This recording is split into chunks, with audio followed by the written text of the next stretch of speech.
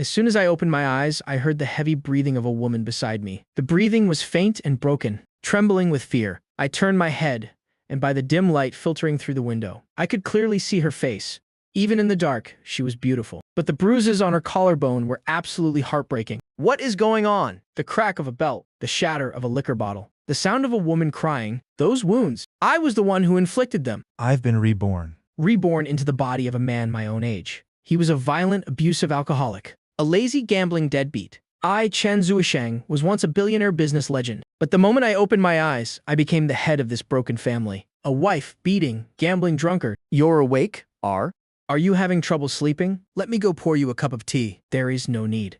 Just go back to sleep. I tried to keep my voice as gentle as possible, but she reacted like a startled rabbit. I watched her walk barefoot across the cold concrete floor. When she reached the door, her instinctual backward glance wasn't for me. It was directed at our daughter in the corner.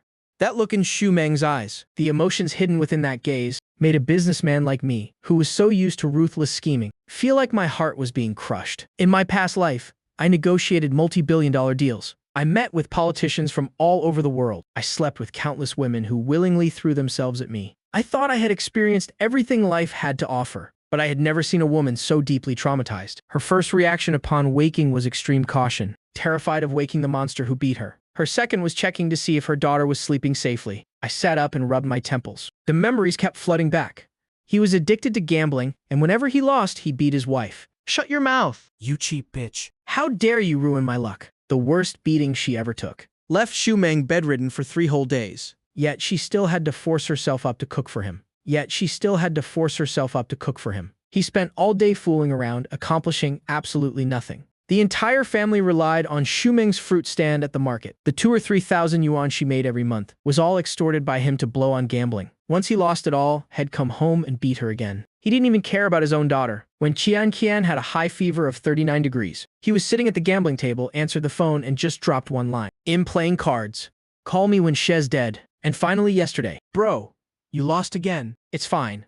How much is Xu Meng worth anyway? Tell me, how much do you think Xu Meng is worth?" "Haha, why wouldn't she be worth something? She's a real beauty after all. If you don't believe me, come over tomorrow and I'll show you. Hell, someone's even coming to the door today to check out the goods." I closed my eyes and took a deep breath. Xu Meng walked over with a cup of tea. I could see the marks of Qian tossing and turning in her sleep. I pulled back the curtain and took the cup of tea. "Come inside.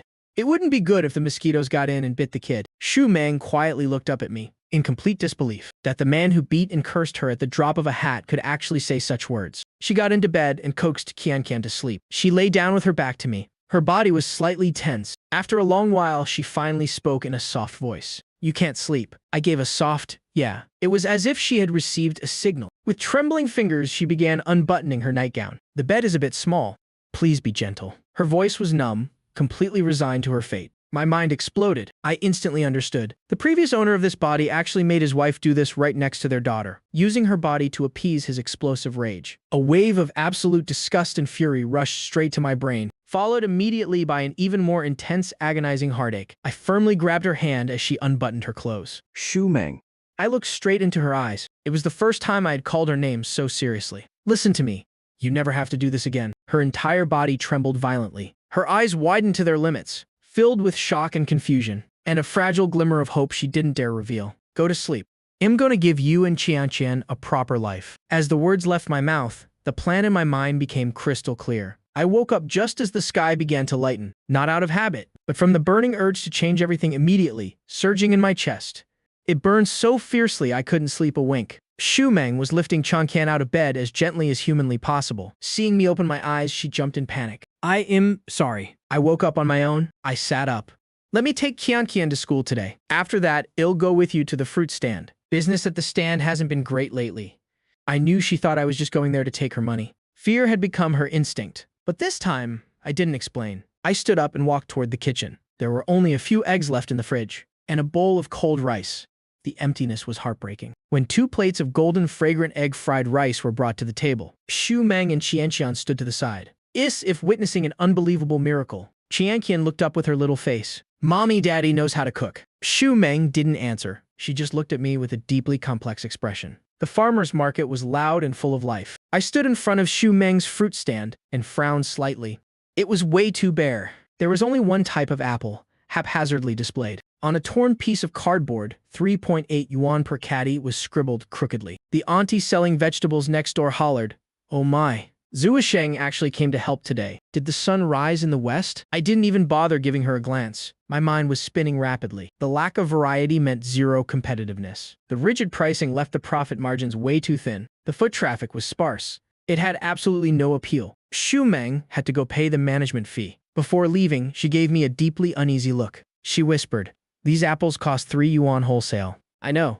Go on." She kept looking back anxiously as she walked away. I bent down and picked up a few of the flimsy red plastic bags. I weighed them in my hand, then looked at the bustling crowd around me. People who were completely ignoring this little stand. A sales strategy instantly formed in my head. I grabbed a piece of cardboard from the electrical box, picked up a marker from the ground, and wrote 2 large lines. Then, without hesitation, I tore up the 3.8 yuan sign and placed the new sign in the most visible spot. The neighbor auntie looked at me with pity. 20 yuan a bag. Fill it up as much as you want. Chen Zuosheng, has the alcohol completely rotted your brain? Selling like this? You'll lose your pants. I slowly stood up and smiled at her. Auntie, you can't just calculate business by the ounce. What I need isn't to maximize the profit on a single bag of apples. It's to clear the inventory and recover the capital in the shortest time possible. To completely revive this dying stand. The new sign quickly worked its magic. A middle-aged man approached. "Boss, 20 yuan a bag. Fill it as much as I want. For real." "They aren't sour, are they?" I casually picked up an apple, swiftly sliced it open, and handed it to him. "Try it yourself. You'll know if it's sweet once you take a bite." After tasting it, he didn't say a word. He just snatched a bag and started stuffing it. He looked like he wanted to stuff it until the bag exploded. I smiled calmly. "As long as you can carry the bag away, those apples are yours." That sentence was like opening the floodgates. The crowd swarmed in. 20 yuan wasn't a lot of money, but the phrase "fill it up" instantly triggered people's most primal instincts. The smile on the neighbor auntie's face froze. Her jaw dropped. She stared at the scrambling crowd and the rapidly disappearing apples. The scale weight in her hand dropped to the ground, and she didn't even bother picking it up. After paying the fees, Xu Meng walked back, full of anxiety. From a distance, she saw our stand completely engulfed by a crowd. She was so terrified, her face turned pale. She thought I had caused some kind of disaster again. She desperately pushed her way through the crowd. But the sight before her left her stunned. She saw me standing behind the stand, not cowering or acting lowly, nor losing my temper or yelling, just standing there steadily, collecting money and handing out bags, while the people around me were going crazy, fighting to buy my apples. The same apples that used to barely sell all day were now disappearing at a visible rate. When she saw the sign saying 20 yuan a bag, fill it up, her face went ashen. "Are you crazy? 20 yuan to fill it up? We're going to lose everything." "Relax, I've calculated it all. Those plastic bags can hold 2.5 kilos at most. We're definitely making a profit. Look at them. They think they're getting a massive bargain. That's why they're fighting to hand us their money." She stared blankly at the line of people. "How much have we sold?" "Almost 500. 5,700. Her eyes went wide as she looked at me. If she were looking at a stranger. The apples in the boxes were almost gone, but there was still a long line waiting behind. I asked her if she wanted to restock. The people in line immediately started shouting, "Boss, hurry up and get more stock." Xu Meng hurriedly made a phone call. Following my instructions, she ordered an entire truckload straight from the supplier. Old Lee drove the truck over. Seeing the scene, he couldn't help but click his tongue in praise. It was almost time to pick up Qianqian. More than half the truckload of apples had already been sold. Old Lee counted on his fingers, then exclaimed in shock, "Good Lord, you must have sold over 500 kilos today?" Xu Meng couldn't believe her eyes. What's the total revenue? About 4,300 yuan. Compared to the future, this small amount wouldn't even be worth mentioning. But this was the first step for this family to get back on its feet. Xu Meng was dazed. Before, Shed struggled to make this much in an entire month. After cleaning up the stand, I took Xu Meng to buy groceries. Fish, meat, and pork ribs.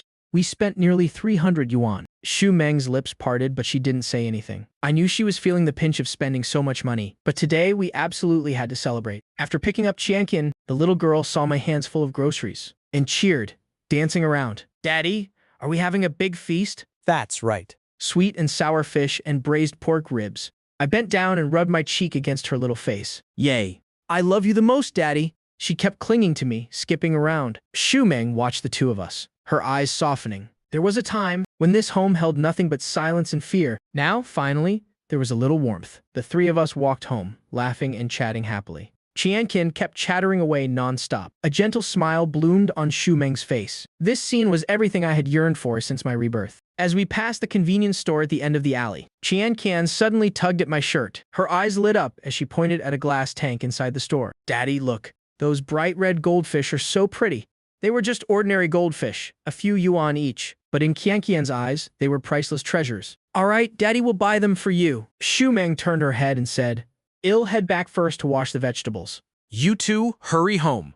Okay. She carried the bags of vegetables, her footsteps light, walking toward the old apartment building a dozen meters away. I held Qianqian as she picked out her fish in front of the store. Just as I was paying, out of the corner of my eye, I suddenly saw a few figures loitering in front of our door, blocking Xu Meng's path as she held her keys to open the door. My heart dropped. "Sister-in-law, we've been waiting for you for a long time." Xu Meng was visibly startled and terrified. She took a step back, looking at them warily. "What do you want?" The blonde guy stepped closer with a sleazy smirk. "Just came to give you a little reminder, sister-in-law. Your husband, Chen Zuisheng, had a terrible run of luck at the casino last night, so he put you up as collateral to let us brothers have a little fun." Xu Meng swayed on her feet. The bags of vegetables slipped from her hands and hit the ground. Her face instantly drained of color. It was as if all the strength had been sucked out of her body. I quickly rushed over. Xu Meng had already turned around, her back to the thugs. Facing me as I approached, every trace of color had vanished from her face. Only silent tears streamed down her cheeks. She looked at me holding our daughter carrying a goldfish bowl, walking over like a good father. My lips trembled. Yes, if I wanted to say something, then I heard her voice. "Chen Zuisheng, you spent a whole night and day putting on this act, just to make me jump into this fire pit myself." She suddenly bent down, picked up the groceries she had just dropped, and hurled them at me with all her might. "I hate you. I want a divorce." The bags slammed into me, scattering food all over the ground. Qianqian was terrified. She burst into loud, wailing tears. "Mommy, don't hit Daddy." Before I could even open my mouth, Xu Meng spun around and lunged for the door, but she couldn't get inside. The guy with the triangle eyes grabbed her wrist. "Don't be in such a rush to leave, sister-in-law." He reached out to grope her, flashing a filthy grin. "Your husband signed it clearly in black and white. You're coming with us today." I saw Xu Meng freeze in place. The terror on her face was even deeper than before. In that moment, something inside me snapped. "Let her go." My voice rang out, ice cold. It was an aura forged from 10 years of surviving the cutthroat business world. These street thugs had never seen such a presence. A slap landed squarely on Triangle Eye's face. He stumbled back a few steps. The corner of his mouth split open. His gang was stunned. Everyone was completely shocked. "Beat him to death," he finally reacted, charging at me like a madman. All of them rushed me at once. I leaned to the side, dodging the attack, and delivered a brutal kick to his stomach. He let out a blood-curdling scream and flew backward, curling up on the ground, dry heaving. The other three cursed and lunged at me. My movements were strange. They were combat techniques I had learned in my past life. Every strike, every move was incredibly precise and ruthless. Less than a minute later, all four of them were crawling on the ground.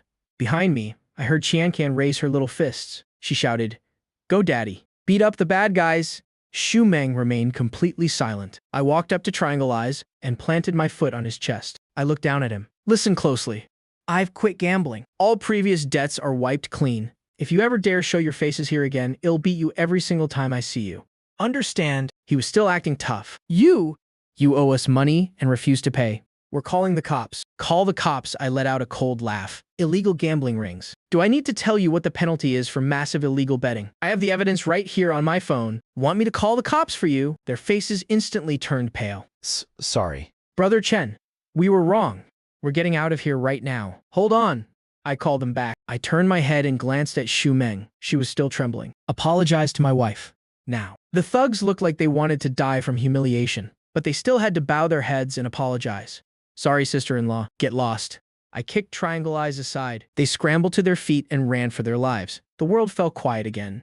I turned to look at Xu Meng. The tear stains on her face hadn't dried yet. Her body was still shaking. The way she looked at me was full of fear, suspicion, and deep-seated trauma. My heart ached as if pierced by needles. I walked up to her, looked straight into her eyes, and spoke clearly, emphasizing every single word. "Xu Meng, the old Chen Zuisheng, was absolute scum. Dying 10,000 times wouldn't be enough to pay for what he did. I'm not asking for your immediate forgiveness. I just ask that you give me one more chance. I swear on my life. From this day forward, I, Chen Zuisheng, if I ever let you or Qianqian suffer even the slightest bit of grievance, may I die a horrible death." Xu Meng looked at me. Large tears kept streaming down her face. Her lips parted. Finally, with red eyes, she screamed, Chen Zuisheng, bastard. You're a complete bastard. I will never believe you again. With that, she grabbed Chan Qian and rushed into the house. Slam. The door was shut tight. I won't bring up divorce anymore. That's enough. He opened the door and walked into the kitchen. Soon, the aroma of sweet and sour fish and braised pork ribs filled the room. He brought the food to the bedroom and knocked on the door. Dinner's ready. Even if you're mad at me, don't let our child go hungry. I'll sleep in the living room. Setting the tray down, he turned and walked away. From behind the door came Qianqian's soft voice. Mommy, it smells so good. A moment later, he heard the faint clinking of bowls and chopsticks. Lying on the old sofa, he stared up at the ceiling. The road ahead was still very long, but the direction had never been clearer. Protect them. Make this family truly thrive. Late at night, the bedroom door creaked open just a crack. He closed his eyes, pretending to be fast asleep. A few seconds later, the door gently clicked shut, but this time it wasn't locked. A faint smile tugged at the corners of his mouth. Over the following days, he accompanied Xu Meng to the fruit stand every single day. 20 yuan a bag.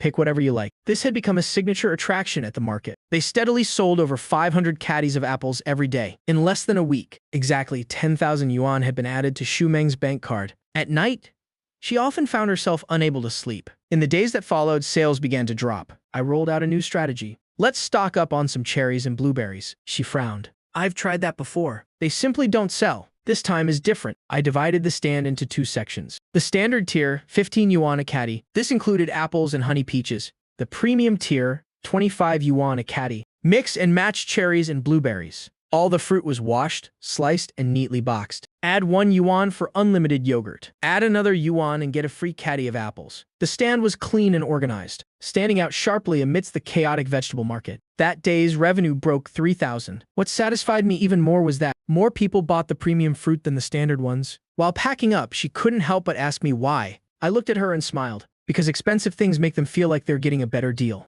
For just a 10 yuan difference, they get to pick premium goods however they want. Who wouldn't be tempted? Doing business is all about grasping human psychology, she muttered. You just have a smooth way with words. Her mouth complained, but the corners of her lips couldn't hide her smile. This week, we made another 10,000 yuan. The way she looked at me slowly began to regain its light. That day, when picking up Qianqian to go home, I saw a sharply dressed man in a suit standing at the door. It was Xu Meng's older brother, Xu Hai. Xu Meng happily ran over to him. Xu Hai shot me a glance. His gaze swept over me like a razor. Xiao Chen, come buy a pack of smokes with me. I knew he had something to say. Walking to the parking lot, he pointed at a BMW. This car is worth over 200,000. What do you think? It's all right. He pulled out a bank card and slapped it into my hand. There's 200,000 in here. I'll give you the car, too. Divorce Xiao Meng tomorrow. The kid stays with her. The car and the money are yours. From now on, we're even. Hearing Xu Hai's words, I shook my head.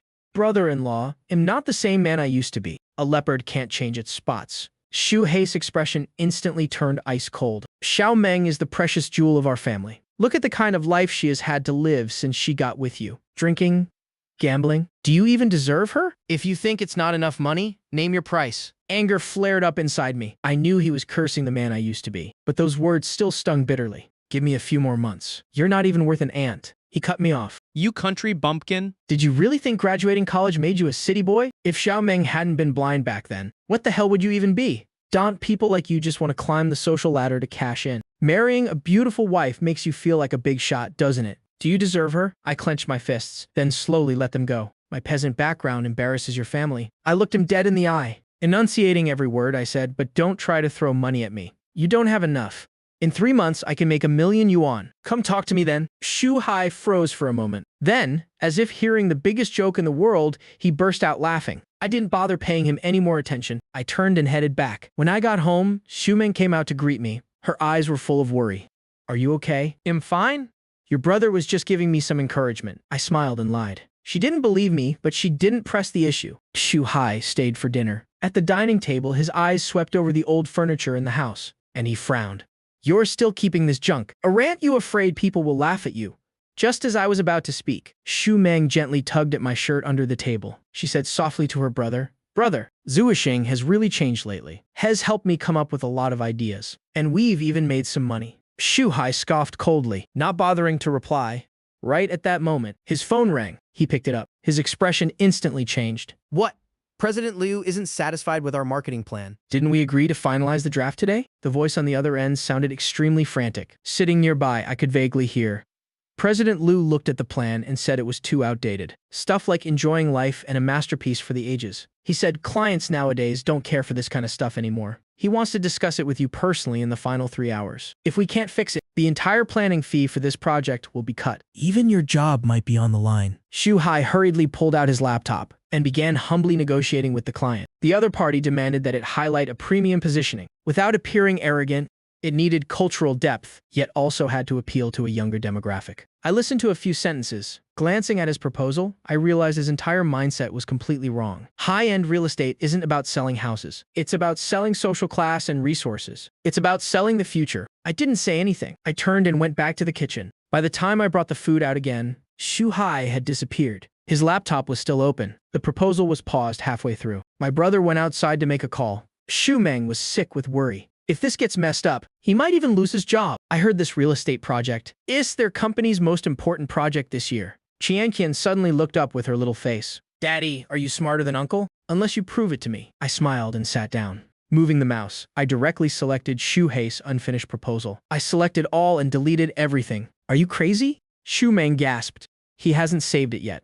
Saving it is useless anyway. His whole concept is wrong. I didn't explain further. My fingers flew across the keyboard. Very quickly, I was completely immersed in it. A brand new proposal gradually took shape under my hands. The operational logic of the upper class. Resource integration mindset. Step-by-step construction of an identity verification system. When Shu Hai returned and saw me sitting at his laptop, he instantly blew his top. Who told you to touch my computer? He just wanted to help. Shu Meng hurriedly explained. What the hell does he know about real estate marketing? Shu Hai lunged forward, ready to explode in a rage, but suddenly froze. On the screen was an incredibly polished marketing proposal. But the very next second, his eyes turned red.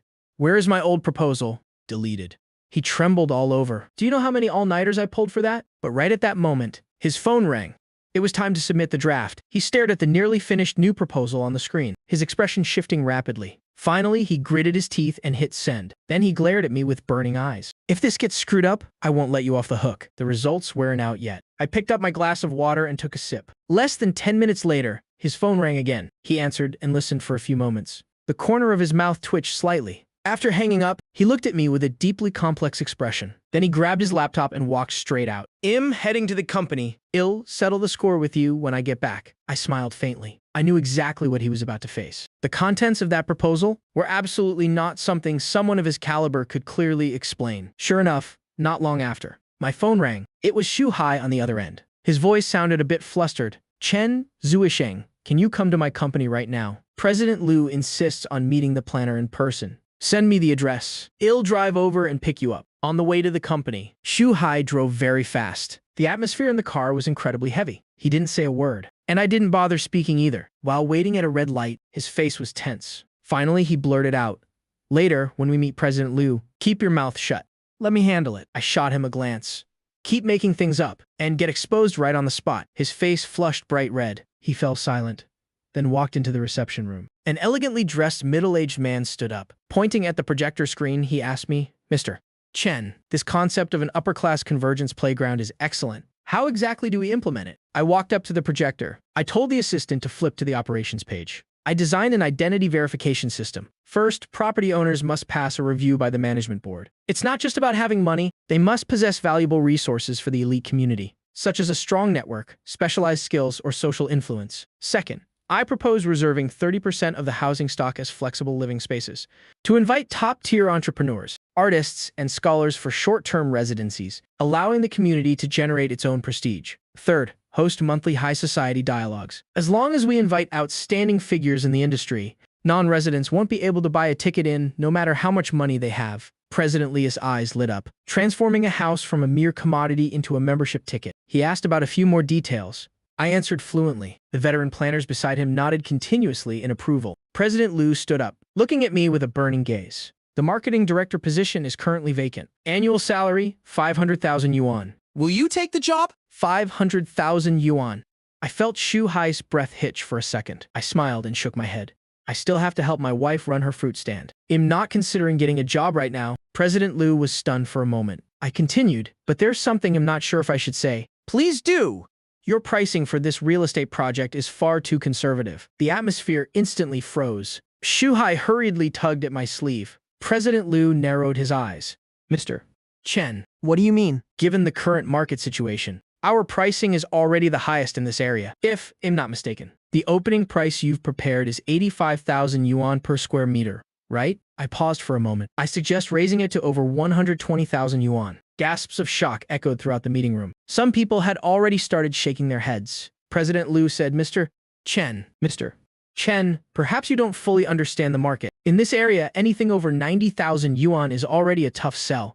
Here is the situation. I walked over to the window and pointed at the empty plot of land to the east of the project. First, the minutes from last week's Development and Reform Commission meeting mentioned strengthening the railway transit network in the Eastern New District. Second, the new mayor, in his speech at the Construction Systems Symposium last month, emphasized shortening the commute time between the new development zone and the inner city. Third, the Planning Bureau's website recently updated the land use map for the eastern sector. The plot of land east of your project has been reclassified from reserve land to transportation infrastructure land. The meeting room suddenly fell dead silent. Everyone's eyes were fixed on me. String these pieces of information together, add in the new mayor's resume. When he was in office in the Southern New District, the first major thing he did was push for the construction of a subway extension line. I predict that within the next 6 months, the subway extension plan will be announced. There is a high probability the station will be located right east of your project. President Liu suddenly shot up from his seat. How certain are you? 70%, I said calmly, but even if it were only 50%, it's worth the gamble. Because once the news is announced, housing prices will instantly spike by over 30%. If you raise the price to 120,000 now, it might look expensive, but compared to its actual value 6 months from now, it's still a bargain. I looked toward President Liu. More importantly, once the subway news is announced, surrounding mass market housing projects will flood the market. If you stick to the 85,000 yuan price tag, you'll completely lose the positioning advantage of an upper-class convergence playground. The rich won't want to be neighbors with office workers squeezing onto the subway. The reception room was completely silent. President Liu stared at me for a full minute. Then he made a phone call. Secretary Wang. Contact Director Li at the planning department. Discreetly look into the subway plans for the Eastern New District. 10 minutes of waiting. Felt as long as 10 years. The phone rang. President Liu picked it up. The more he listened, the more serious his expression became. Finally, he just said one sentence. It's confirmed then. All right, I understand. He hung up and looked at me. Come work at my company as the vice president of marketing. Annual salary? 1 million yuan. Will you take it? An annual salary of 1 million yuan. I saw Shu Hai's face flush bright red. He stood there, completely dumbfounded. I still shook my head. I have no interest in working for someone else. I want to spend more time with my family. President Liu looked at me for a long time, then smiled bitterly. To each their own ambition, but I still want to hire you for this project. You name your price. I looked over at Shu Hai. Actually, Specialist Shu has a very solid foundation, has already fully grasped the core concept of this proposal. President Liu, you can just work directly with him. Shu Hai froze. He looked at me, his eyes full of disbelief. President Liu thought for a moment, then finally nodded. All right, then I'll be counting on both of you for this project. Stepping out of the company, Shu Hai still looked like he was in a dream. He suddenly asked 1 million yuan a year, and you really don't want it. Did you really analyze that subway news all by yourself? The information was right there in plain sight. I said, the fruit stand at home can't run without me. He was silent for a few seconds. His voice trembled slightly. Do you even know what 1 million yuan means? I've worked my ass off for 8 years just to make half of that. Brother, once this deal goes through, you'll be the company's top contributor. I patted his shoulder. Your path forward will be much wider. I got in the car and left. Through the rearview mirror, I saw him still rooted to the spot. He watched my retreating figure for a long time without moving. At dinner time, Shu Hai came over again. I took the initiative to raise my glass. Substituting tea for wine, I said, brother-in-law, for all the bastardly things I've done in the past, I sincerely apologize. Shu Meng was stunned. Her chopsticks paused mid-air. I knew what she was thinking. The old Chen Zuisheng only knew how to cause trouble. When had he ever apologized to anyone? Shu Hai looked away, a bit unnerved. Shu Meng looked at him, then back at me. Suddenly, she spoke up. Brother, did you say something to him again? I smiled. Your brother was just reminding me to be more ambitious. Shu Meng put her chopsticks down. She looked at Shu Hai seriously. Brother, I chose him. I chose this path. No matter how bitter the fruit, I'll bear it myself. If you all really want what's best for me, then stop saying things that put me in a difficult position. Under the light, her eyes held a stubbornness that refused to turn back. Shu Hai raised his glass and downed it in one gulp. He sighed and didn't say anything else. He ate hurriedly and left. After seeing him off, I turned around. Shu Meng was looking at me. You're acting really strange today? Strange how? I can't really explain it. She tilted her head. It just feels like a long nightmare has finally come to an end. It was late. As usual, I laid out my bedding on the living room sofa. Shu Meng came out of the bedroom holding a blanket. She stopped at the door. She turned her head to look at me. Are you addicted to sleeping on the sofa? She smiled, pursing her lips. Then she turned and went back into the room. The door wasn't closed.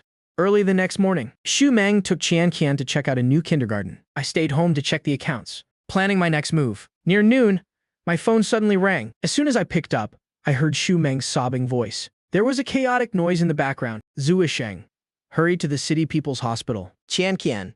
Qian Qian suddenly couldn't breathe.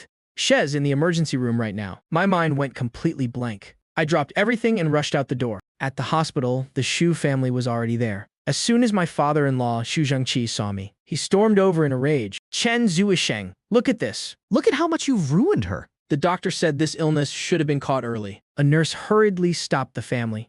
Please keep your voices down.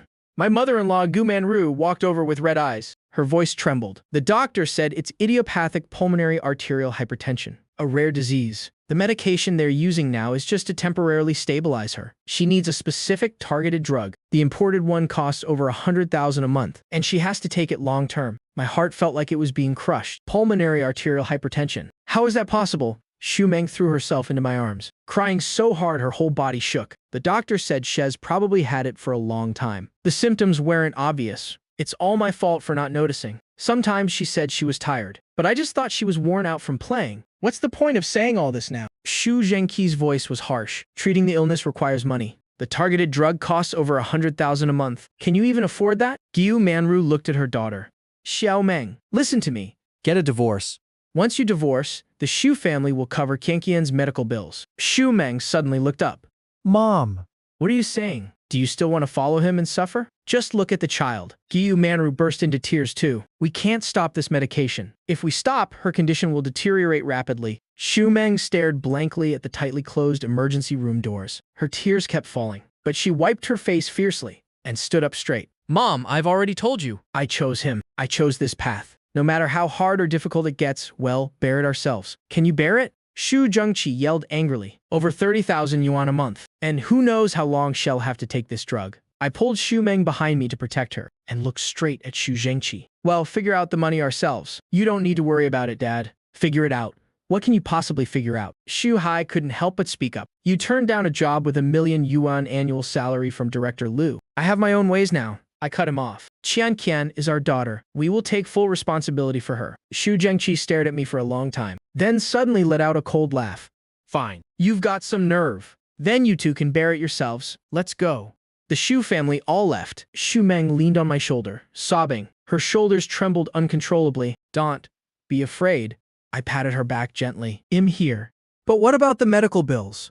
She looked up with tear-filled eyes. It's 30,000 yuan a month. Money won't be an issue. I looked out the window. You just take good care of Qian Qian. Leave everything else to me. At the billing counter, I looked at the bank card in my hand. It held the money we had saved by working day and night, scrapping together every single penny. But I knew that to cure my daughter, this amount was nowhere near enough. In my past life, I built $1 trillion empire from nothing. In this life, for this family, I have to make enough money right now. In the hospital corridor, I frantically searched my memories for any way to make quick cash. Derivatives are too slow. Antiques are too risky. Jade gambling requires connections. Just then, a highly classified memory suddenly became clear. The virtual horse racing section of an underground casino. There was a loophole with advanced payouts. Someone had exploited it to walk away with over 2 million yuan in just 3 days. The site only noticed the anomaly when they audited their books. The mechanics of this loophole weren't complicated, but it required extremely precise timing to encourage players to bet when a virtual match reached its final 30 seconds.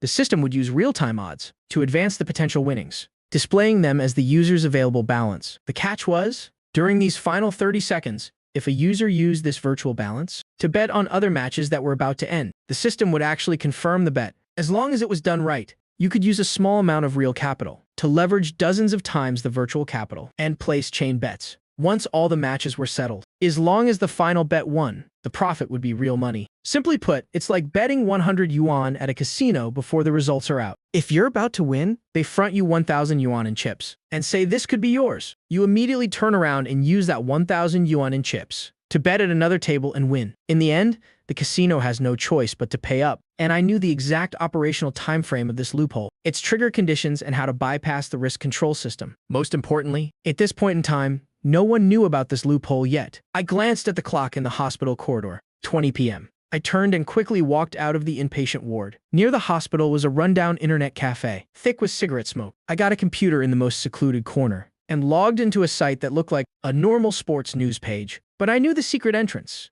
After 3-page redirects, I finally reached a basic interface. A site with only text and simple animations. Lucky Horse Racing. Virtual horse racing, 3 minutes per race. I took a deep breath. Step 1. Register a new account using a randomly generated username. Step 2. Deposit funds. This site supported a few discrete third-party payment channels.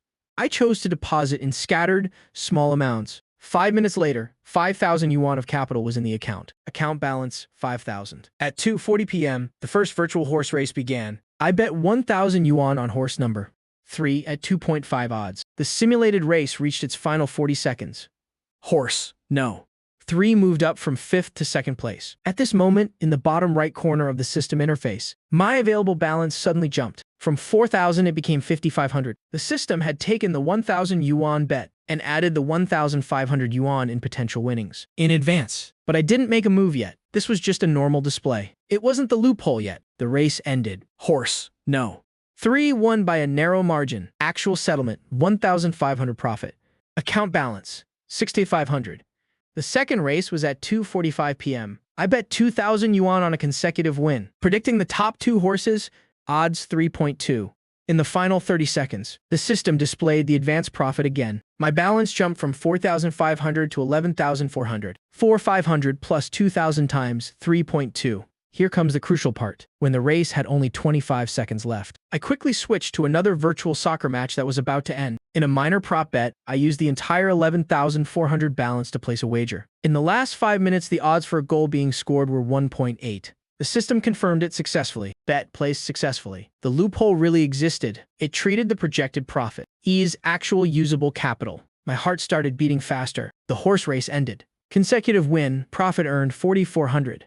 In the 89th minute of the soccer match, the virtual player fired a long shot into the net. Profit, 20,520. The account balance changed instantly. Adding 4,400 and 20,520, the total was 26,920 in less than 10 minutes. 5,000 had turned into 21,000, but I didn't stop.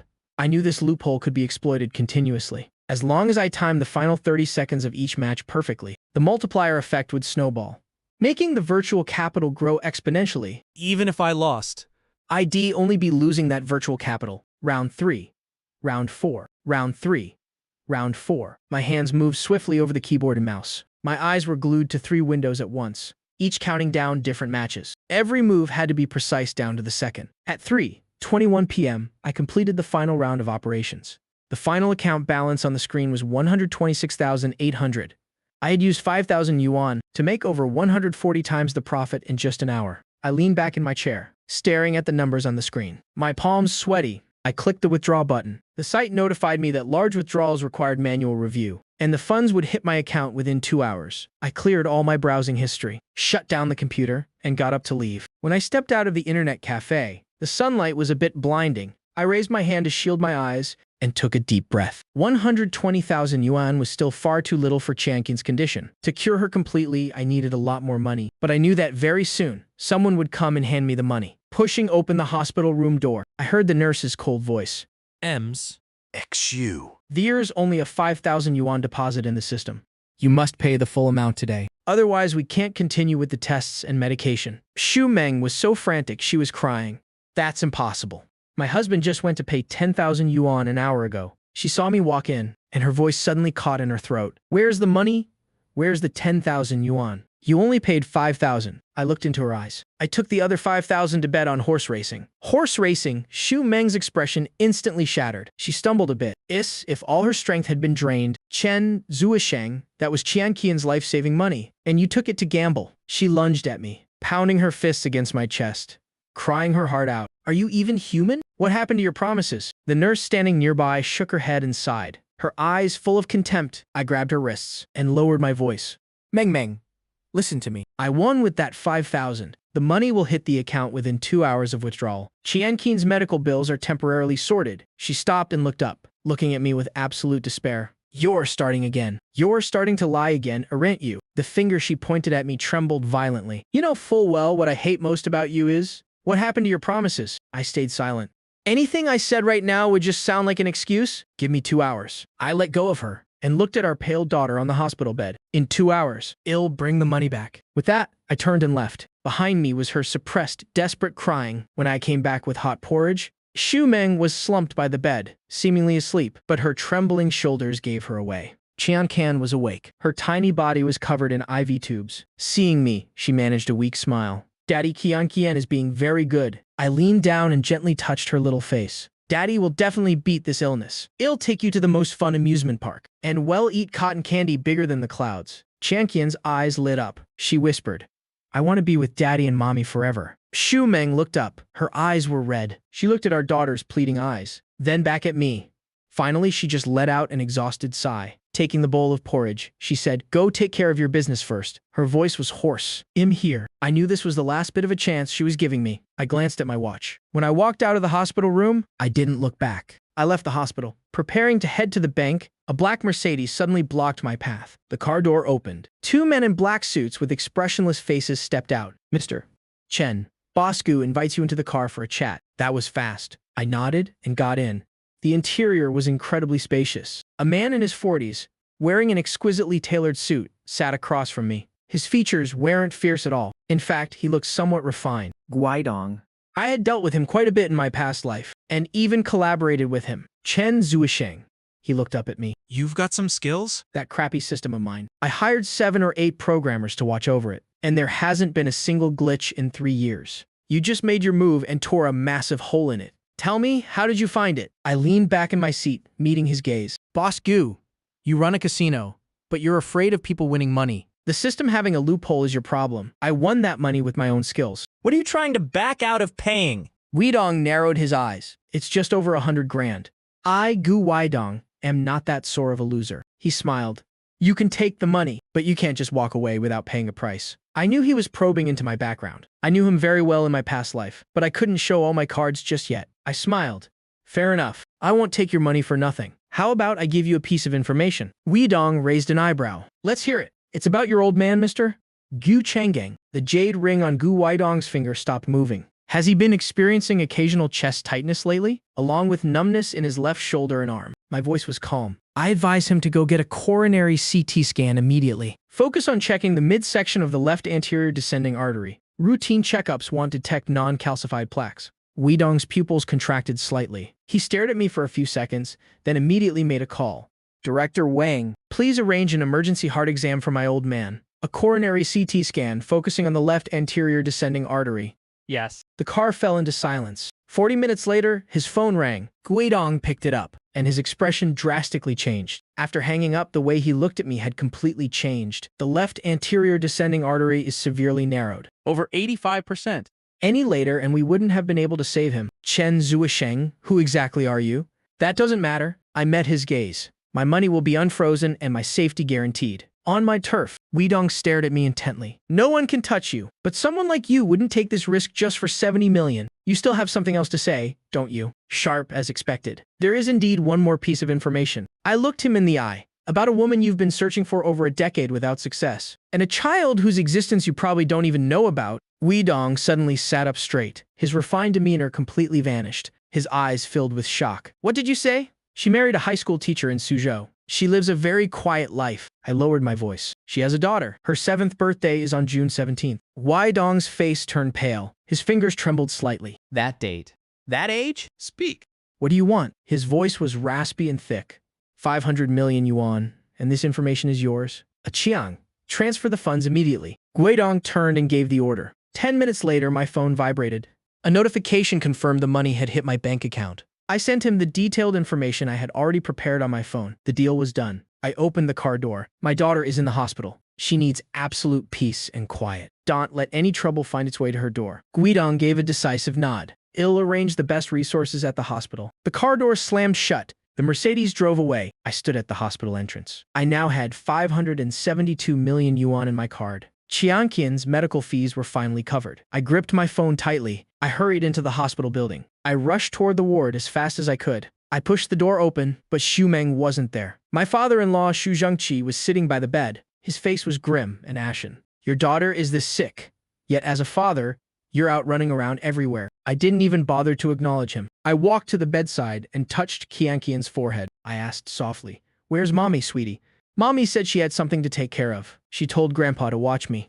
Xu Zhengqi let out a cold snort. The two of you are exactly the same, always running off. She hasn't shown her face for hours. My heart tightened. Xu Meng would never abandon Qianqian at a time like this. It's been hours. I immediately called her. No one picked up. No answer. Xu Zhengqi also realized something was wrong. Why isn't Meng Meng answering her phone? Just then, the sound of a cleaning lady cursing drifted in from the hallway. These heartless people, plastering surrogacy ads all over the restroom again. How can they live with themselves making money like that? Surrogacy. A terrifying thought immediately flashed through my mind. Xu Meng wouldn't. No way. She wouldn't be that foolish. But in the next second, I remembered her stubborn face and those bloodshot eyes. She really would do it. I turned and bolted out of the ward. Where are you going? The hospital is hounding us for the fees. Xu Zhengqi shouted after me. I've already paid the fees. Just watch over Qianqian, Dad. I sprinted toward the women's restroom, ignoring the screams from inside. I kicked open every single stall door. In the third stall, a phone number was plastered on the wall. Guaranteed sons and high pay for surrogates. 300,000 yuan advance payment. I dialed the number immediately. Looking for a surrogate. I lowered my voice. I spoke with a cold, decisive tone. I need a child urgently. Money is no object. The woman on the other end sounded wary. Sir, I think you have the wrong number. Stop playing games. I let out a cold laugh. My wife can't conceive. I want a son. And I want to be able to choose the gender. There was a few seconds of silence. The other person's tone suddenly became enthusiastic. Boss, you're certainly well informed. We can make that happen. But regarding the price, money isn't an issue. I cut her off. But I want to handpick the person. I don't want anyone who's done this before. I want someone completely new. Preferably someone who hasn't given birth before. Young, healthy, with good genes. We don't have any new recruits available right now. The woman sounded hesitant. Are you sure about that? I raised my voice. She was clearly taken aback. How did you know I have other channels? I said coldly. Send me the address. I'm coming over to see for myself right now. If I'm satisfied, I'll pay double. Double. Her voice trembled. Boss, are you serious? I'm in a hurry. I glanced at my watch. I'll be there in 20 minutes. Keep the new one for me. If Shez already signed a contract and started the process, then the deal is off. She hasn't signed yet. She just finished the preliminary checkup. Just come over, boss. We'll be waiting for you. I hung up and rushed out of the hospital. I hailed a taxi. Driver, get me to this location, fast. At the same time, I called the police. I whispered the address to them. I reported a suspicion of an illegal surrogacy ring. 20 minutes later, I stood in a dilapidated urban village. I found an old building with a sign for domestic help services. I went straight up to the third floor. The door was slightly ajar. A middle-aged woman with heavy makeup was eyeing me. Are you the boss who called? Where is she? I walked straight inside. In the lounge area? The woman followed me with a fawning smile. This one has great potential. 28 years old, already had one daughter. Natural birth, excellent health. She needs money urgently, so the price is negotiable. I pushed the door open. Xu Meng was sitting on a tattered sofa. Her hands were gripping the hem of her shirt tightly. When she saw me walk in, her eyes suddenly widened. She was completely stunned. Shall do. I observed her indifferently, as if I were inspecting a piece of merchandise. Stand up and turn around for me. As she stood up, a look of pure terror washed over her face. What do you think, boss? The woman said flatteringly. Her looks and figure are top-notch. She even has a bachelor's degree. I walked right up to Xu Meng. I stared into her face. She's so thin. Can she even produce a son? We can't guarantee a boy or a girl 100%. But we can perform screenings. The woman explained hurriedly. I want to be certain it's a boy, I said coldly. I'm willing to pay extra. But if it turns out to be a girl, you will be held fully responsible. Boss, that's a huge risk. High risk means high profit. I turned and glared at the woman. I'm taking this one. Name your price. Let's sign the contract now. I'm taking her with me right now. The woman was taken aback. Boss, I need to expedite this process. I pulled a bank card from my pocket. Money is no object. But I'm taking her with me immediately. The middle-aged woman's eyes darted around. Boss, this isn't how we usually do things. If you take her and something happens, then call someone who actually has the authority to make decisions. I stared her down. Or do you simply not have the power to decide? The woman's expression shifted. Boss, please wait a moment. She stepped out of the room. She closed the door. The moment it shut, Xu Meng rushed over and grabbed my arm. Are you crazy? Get out of here. Now, we're leaving together? I gripped her hand. Trust me. Footsteps echoed outside. The door was kicked open. The middle-aged woman returned. Behind her were two burly men, and a middle-aged man in a suit. He wore gold-rimmed glasses. Boss, this is our manager Chen. Manager Chen sized me up. I heard you're in a hurry to take her away. Then let's talk price. 800,000 yuan for the full package. Guaranteed to be a boy. You can pay a 500,000 yuan deposit first. I'll transfer it right now, but I'm taking her with me. The rest will be paid once the pregnancy is confirmed. Manager Chen chuckled. Boss, that's not how the rules work. You pay the full amount now?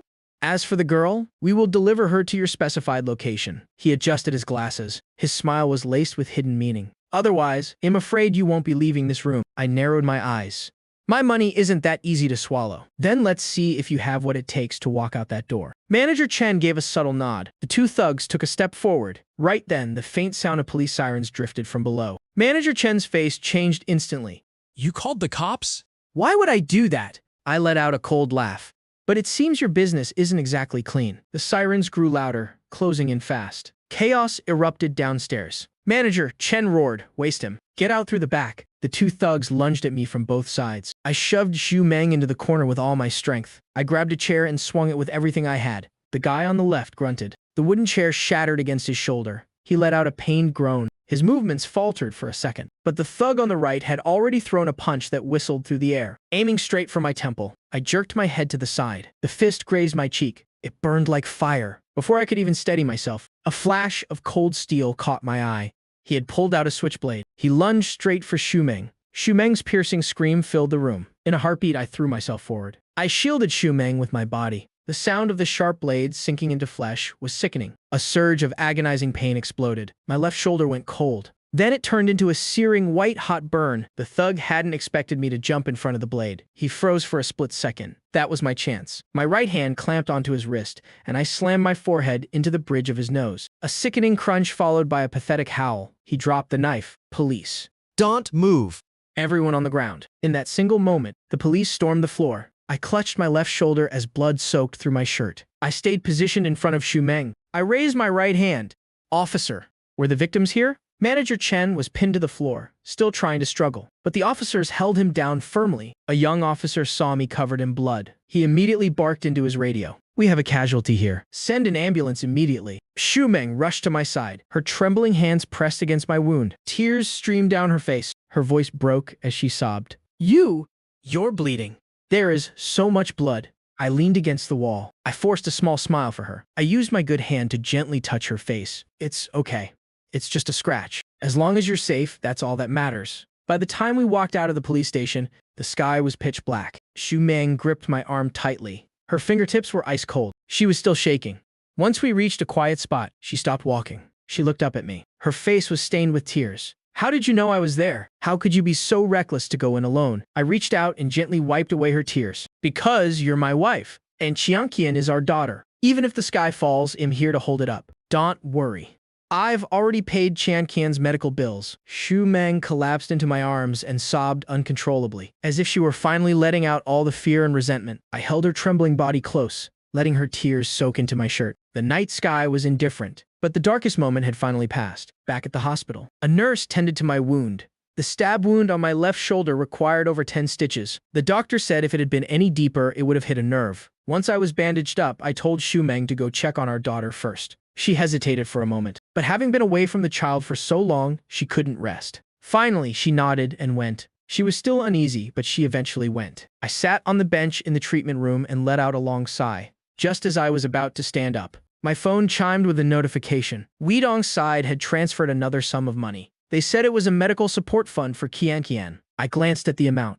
This would be more than enough. When I pushed open the door to the ward, Xu Hai was standing at the end of the hallway on a call. When he saw me, his face darkened instantly. He hung up and marched toward me. "Chen Zuisheng." He lowered his voice. "Where did that 500,000 yuan deposit for the medicine come from?" "I won it on digital horse racing," I answered simply. He stared at me for a few seconds. Then he let out a cold, mocking laugh. "Chen Zuisheng, you've been gambling for years? You've never brought home a single cent. And now that your daughter is sick, you suddenly win a fortune." I didn't respond. I bet you crawled to Liu Xingrong and begged for it. You acted so noble before, refusing to take it. Now you're back on your knees, groveling for a loan. Let me tell you something. Don't you dare let that 1 million yuan debt drag the Shu family down. With that, he turned and walked away. I stood there, watching him leave.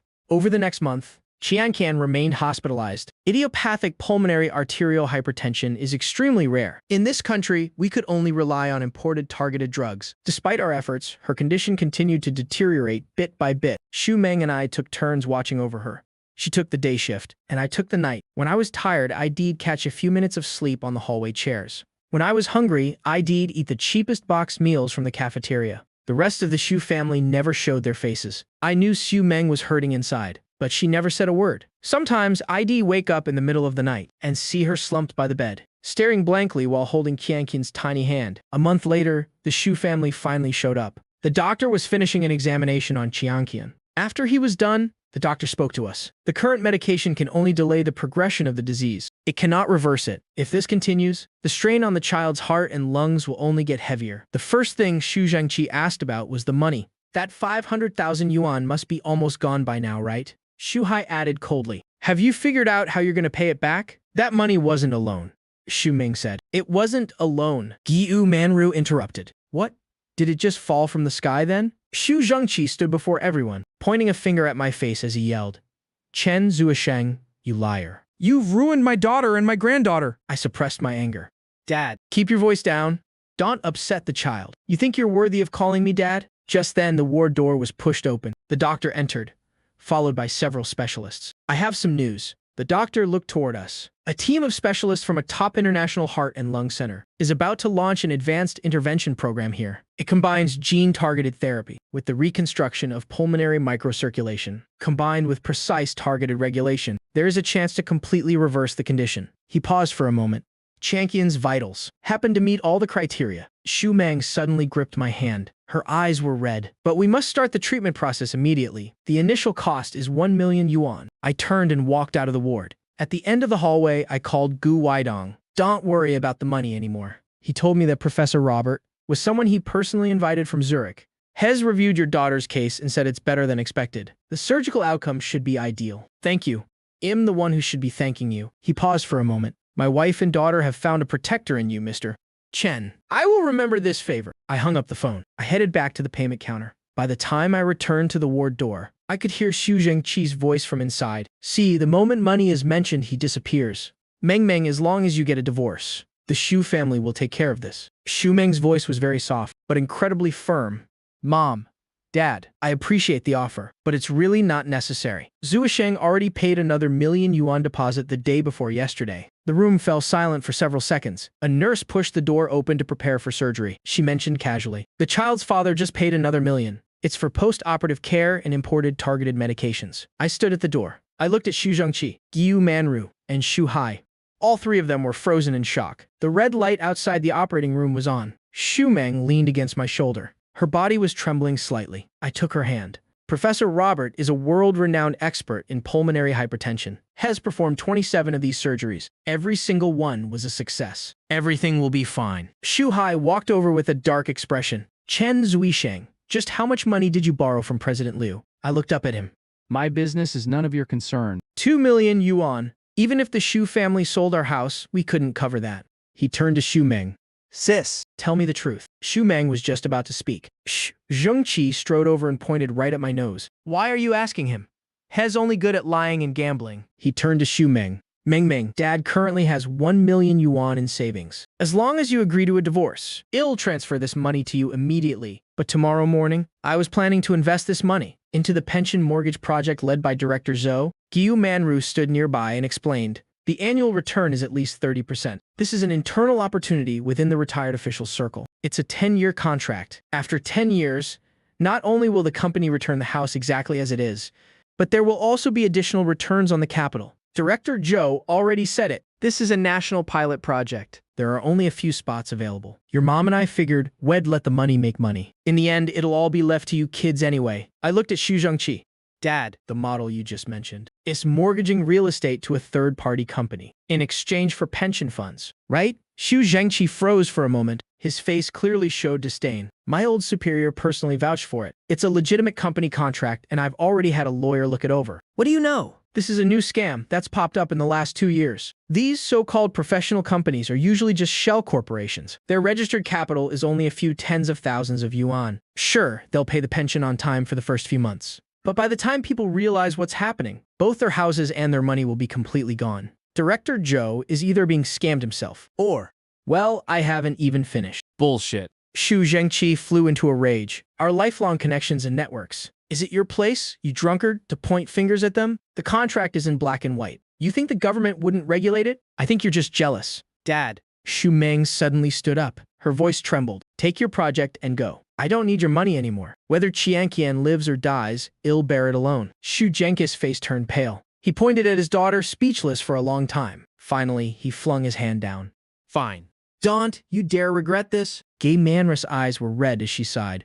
Xu Hai wanted to say something but stopped. The whole family turned and left. The area outside the operating room suddenly fell dead silent. Xu Meng slumped down onto the bench. Tears fell silently from her eyes. I gently wrapped my arm around her shoulders. 4 hours later, the operating room light turned off. The attending physician walked out. A smile bloomed on his face. The surgery was a great success. She needs to be monitored in the ICU for 48 hours. But the post-operative prognosis is very optimistic. Xu Meng's legs gave out. I caught her just in time. She covered her face. Tears streamed through her fingers, but this time they were tears of joy. 2 months later, Qianqian was cleared for discharge. Her complexion was much rosier. Although she still needed medication and regular checkups, she could already run and jump around. To celebrate her new lease on life, we made a reservation at a newly opened high-end steakhouse. When she was in the hospital, I promised her that once she got better, I'd take her to eat the best steak ever. The atmosphere in the steakhouse was very elegant. Qianqian excitedly swung her little legs in her chair. Xu Meng helped her spread her napkin. All the dishes had been served.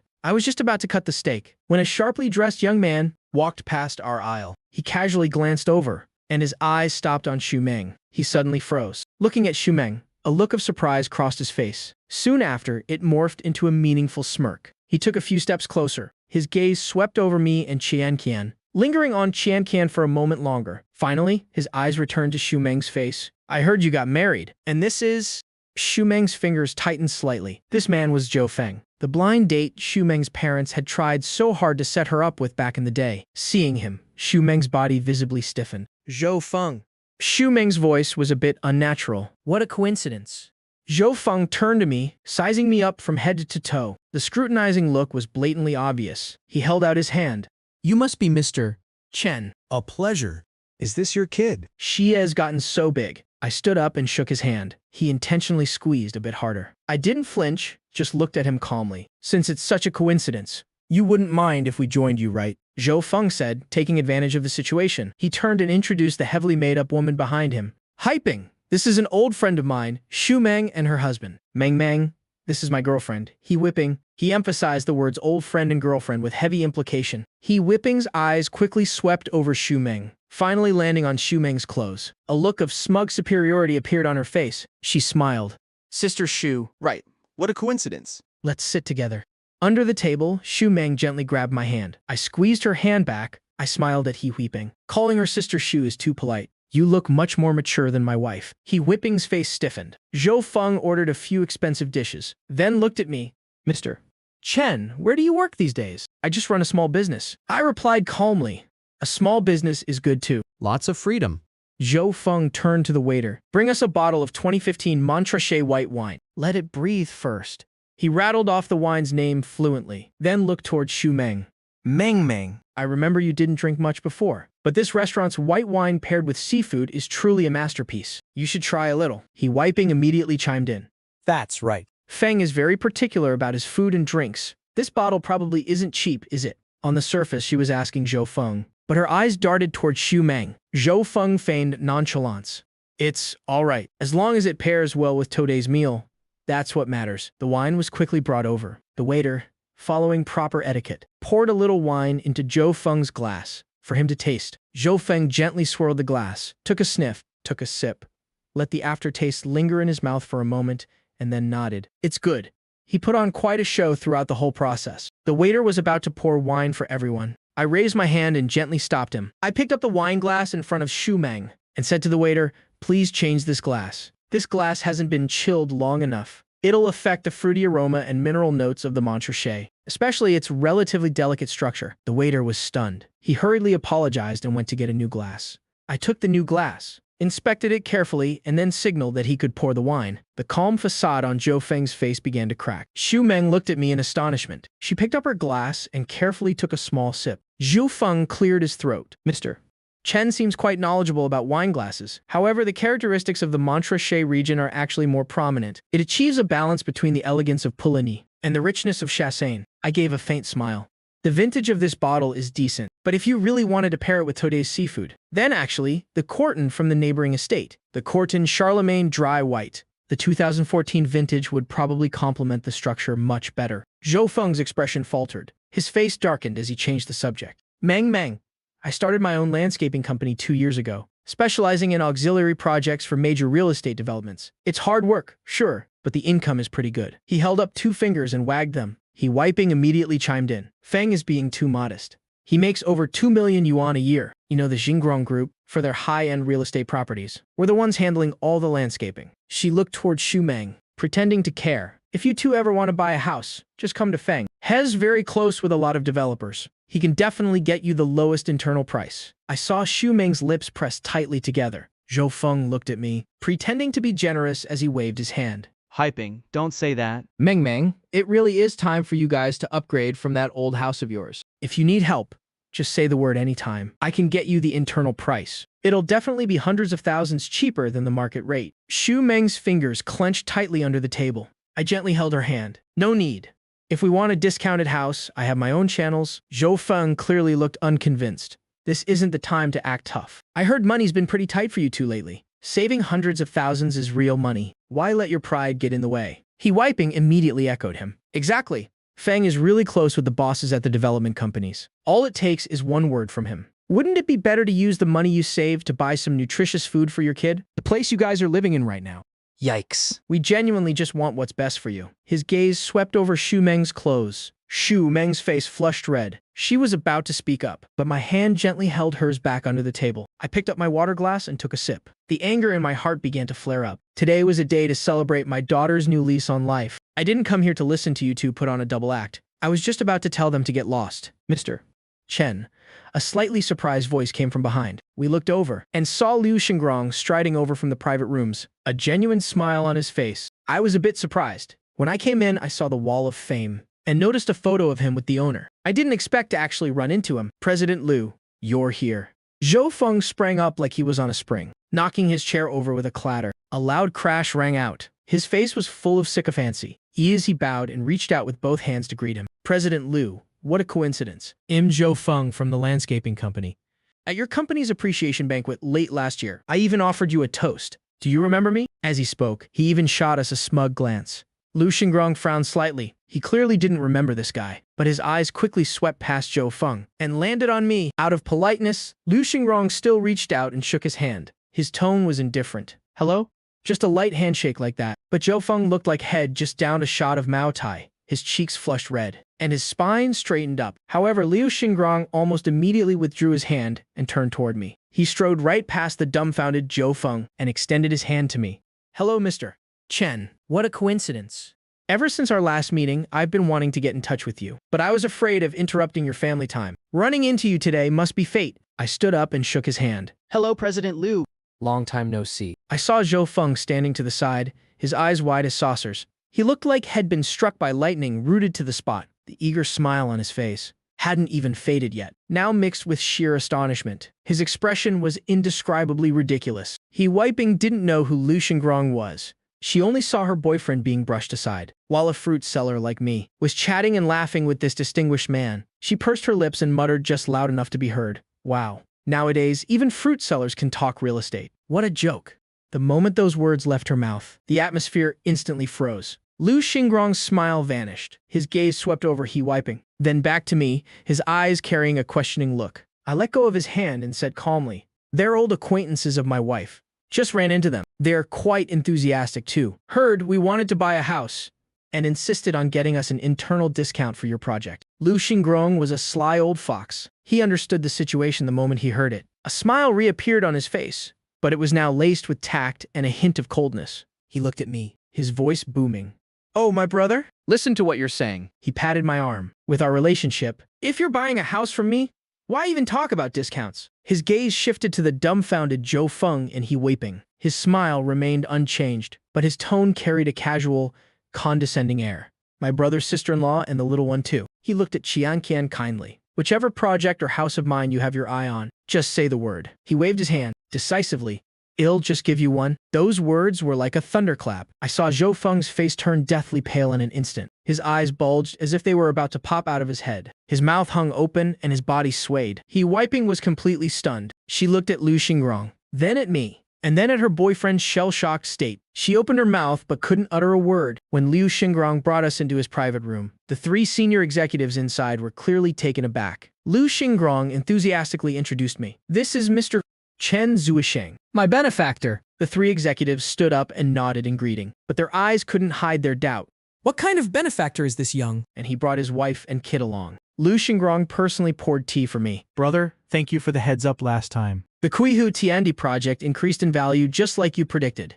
Profits are up by 30%. The board of directors just decided to go all in on that area for the next 2 years. I set my teacup down and said calmly, President Liu, the subway extension has been finalized, but Ninghai's focus for the next 5 years won't be in the east. What? The three of them exclaimed in unison. Director Wang of marketing frowned. Mr. Chen, What do you mean by that? we've conducted detailed surveys. The land reserves in that area are abundant. Plus, with the support of the subway line, it's definitely a value depression. Director Zhou of the investment department added, the city government's work report also mentioned, expanding the urban framework to the east. The policy direction is very clear. Vice President Zhang didn't say anything, but his eyes clearly showed suspicion. Lu Xingrong leaned forward, waiting for my next words. I looked him straight in the eye. Everything you guys said makes sense, but you've all missed one crucial variable, the anti-corruption campaign. The private room instantly fell silent. The new mayor was transferred from the Nanchang New District of Linxi. That place just went through a massive personnel shakeup last year. If his first fire isn't aimed at cleaning up the bureaucracy, how is he supposed to establish his authority? I lightly tapped my finger on the table. The eastward expansion involves too many things. Land use rights transfers, demolition compensation, project bidding. The water is too deep. During this sensitive time, he won't touch it. On the contrary, my voice was full of certainty. Hell, choose the path of least resistance. The direction that's easiest to generate political achievements. I pointed my finger. The renovation of the old neighborhoods in the southwest and the expansion of the riverside area, property rights, they are very complicated. As a result, no one dares to casually meddle in it. It has the foundation of a township area and the advantage of riverside scenery. As long as the policy leans slightly in that direction, its value will instantly skyrocket. As for the east, I shook my head. Right now, that place is like a pressure cooker. Anyone who jumps in could get trapped under the lid, unable to escape. They won't be able to budge for 3 to 5 years. As soon as I finished speaking, the whole room was dead silent. I saw the expressions of those three senior executives freeze on their faces. Lu Xingrong's hand, holding his tea, stopped in midair. His eyes shifted from shock to sudden realization. He suddenly recalled that at a banquet a few days ago, a certain leader had casually mentioned upgrading the old neighborhoods. That's also a direction. I turned my head and caught Xu Meng's gaze. Her eyes were wide open, looking at me in utter astonishment. Shocking. Truly shocking, Lu Xingrong muttered, repeating it to himself. Then, he slammed his teacup down and suddenly stood up. He walked around the table, picked up the teapot, and personally poured me more tea. If we only consider the economics, without taking politics into account, then it'd truly be a reckless fool. Brother Chen, you've taught us an incredibly important lesson today. I saw the three senior managers take a sharp breath. Since when had Lu Xingrong ever been this humble with anyone? You flatter me, Brother Lu. I smiled. I was just speaking my mind. Please forgive me if I said anything out of line. Just speaking your mind. Lu Xingrong shook his head. Every word you said is worth its weight in gold. Actually, gold doesn't even cut it. Those words are worth tens of billions. Lu Xingrong sat back down, his eyes gleaming. You've done me such a massive favor. I can't just take it for nothing. Everything I promised outside still stands. What kind of house do you two want? I'll gift you one. Under the table, Xu Meng suddenly squeezed my hand. There is no need for a gift. I shook my head. I'll buy it. Where do you want to buy? Take your pick. I'll give you the absolute lowest price. I smiled. I want the southeast zone, the stalls at the Wanjiahui wholesale market, and a small apartment in Wenshin Jiyuan right next door. Around 80 or 90 square meters will do. I saw everyone freeze in shock. The southeast zone was a remote plot of land the company hadn't fully developed yet. It was just filled with supplementary buildings, low-tier properties that basically made no money. Are you messing with me, brother? Lu Xingrong frowned. That place is way too remote. Let me give you a high-end Riverview apartment at Jinbi Haiyan. I still shook my head. I'm in the fruit business. Being near the wholesale market suits me better, and having a house right next door makes daily life easier. Lu Xingrong stared at me for a few seconds. Suddenly, he laughed. A somewhat helpless but highly appreciative smile. All right, if you're dead set on buying it, I won't stop you. let's do this. He slapped the table. Pick whichever stall you want. I'll give it to you at the cost price of 100,000 yuan. If you offer even a penny more, I'll get mad at you. 100,000 yuan. That was practically giving it away. I raised my cup in agreement. Deal. Brother Lu, thank you. The 2 teacups clinked lightly. I could feel it. Xu Meng's eyes were glued to my face. She looked at me, then at the 3 senior managers who were still dumbfounded. Her lips parted, but in the end, she didn't say a word. After making an appointment with Lu Xingrong to check out the commercial spaces tomorrow, we headed home. Xu Meng stopped by the fruit stall first. She really wanted to upgrade our little stall into a wholesale dealership at the big market or supermarket. I let her clean up the odds and ends of the stall first, while I carried Qianqian home. Just as we entered the residential compound, I was stopped by Auntie Huang, who was walking her grandson. Oh my. Qianqian, last time you were playing with Xiaobao. What did Grandma tell you? Kids need to be obedient. If you don't listen to me, you'll get sick. Remember hearing these words. A fierce anger flared up inside me. Whether my daughter was a good girl or not, wouldn't I know best? Did she get sick because she was naughty and disobedient? Bullshit. I looked down. Little Qian was clearly terrified, shrinking back behind me. Qian, I said clearly. From now on, when you're outside, no matter who makes you uncomfortable, just come tell Daddy. Daddy will protect you. With that, I turned to leave. Hey now, don't be in such a rush. She chased after me. I heard Qianqian's illness cost a fortune. Are you guys planning to sell your house? I stopped in my tracks. Who told you that? The whole neighborhood is talking about it. If you're really selling, let me buy it. We're neighbors after all. Just don't make the price too steep, all right? As she spoke, she dug into her grandson's dirty pocket, pulled out a piece of candy, and tried to shove it into Qianqian's mouth. Have some candy. I grabbed her wrist, snatched the candy away, and tossed it aside. The house is not for sale. Stop listening to nonsense. With that, I turned and headed upstairs. Behind me, her curses rang out. You're just a family-ruining loser. What are you acting all high and mighty for? Serves you right for being dead broke. After Xu Meng came home, hearing it was Auntie Huang. Her face darkened. She's the biggest gossip in the neighborhood. Don't let her get to you. We didn't pay it any mind, but I never expected that idle gossip could stir up such a storm. The next evening, I was playing with Qian when Xu Meng's phone rang. She picked it up, listened for a moment, and her expression completely changed. Mom, what are you saying? We are absolutely not selling the house. She hung up. She looked at me, her brows furrowed tightly. My mom said Auntie Huang bumped into them at the supermarket. She told them we were planning to sell the house. My dad is furious. I was just about to explain. When the phone rang again, it was Liu Xingrong's secretary calling to confirm the time for viewing the shop tomorrow. After hanging up, I saw Xu Meng staring at me. She hesitated to speak. What's wrong? Nothing. She shook her head, then added, my dad is very stubborn. If he actually believed Auntie Huang, He's definitely going to do something about it. I held her hand. As for the house, everything will be cleared up once we finish the paperwork tomorrow. She nodded, but the worry on her brow didn't fade. What I didn't know was that at this very moment, Xu Zhengqi was tearing his house apart looking for the property deed. Found it. He tightly gripped the dark red booklet. Targeting this house, huh? His eyes were filled with malice. Isn't that what he's after? Fine. I'll give him exactly what he wants. Guillaume Manru stood beside him, her eyes red. Old Xu, if you really do this? What about Meng Meng? What about Meng Meng? Xu Zhengqi cut her off. She's been completely bewitched by that bastard. If we wait until Chen Zuisheng gets his hands on this house, then she and the kid will truly have nowhere to live. He stuffed the property deed into his jacket. Gritting his teeth, he said, I'm getting this done tomorrow, once the reverse mortgage paperwork is finalized. This house will have absolutely nothing to do with them anymore, unless Chen Zuisheng gets the hell out, and Meng Meng agrees to a divorce. Otherwise, they can forget about ever living in this house. Guillaume Manru opened her mouth to say something, but ultimately stayed silent. Outside the window, the night was pitch black. The lights in the residential compound went out one by one. During breakfast, Xu Meng looked very happy. I could feel her excitement about going to see the shop space today. Qianqian swung her little legs and asked her mom, are we going to have a super big fruit shop from now on? That's right. Xu Meng's voice was gentle.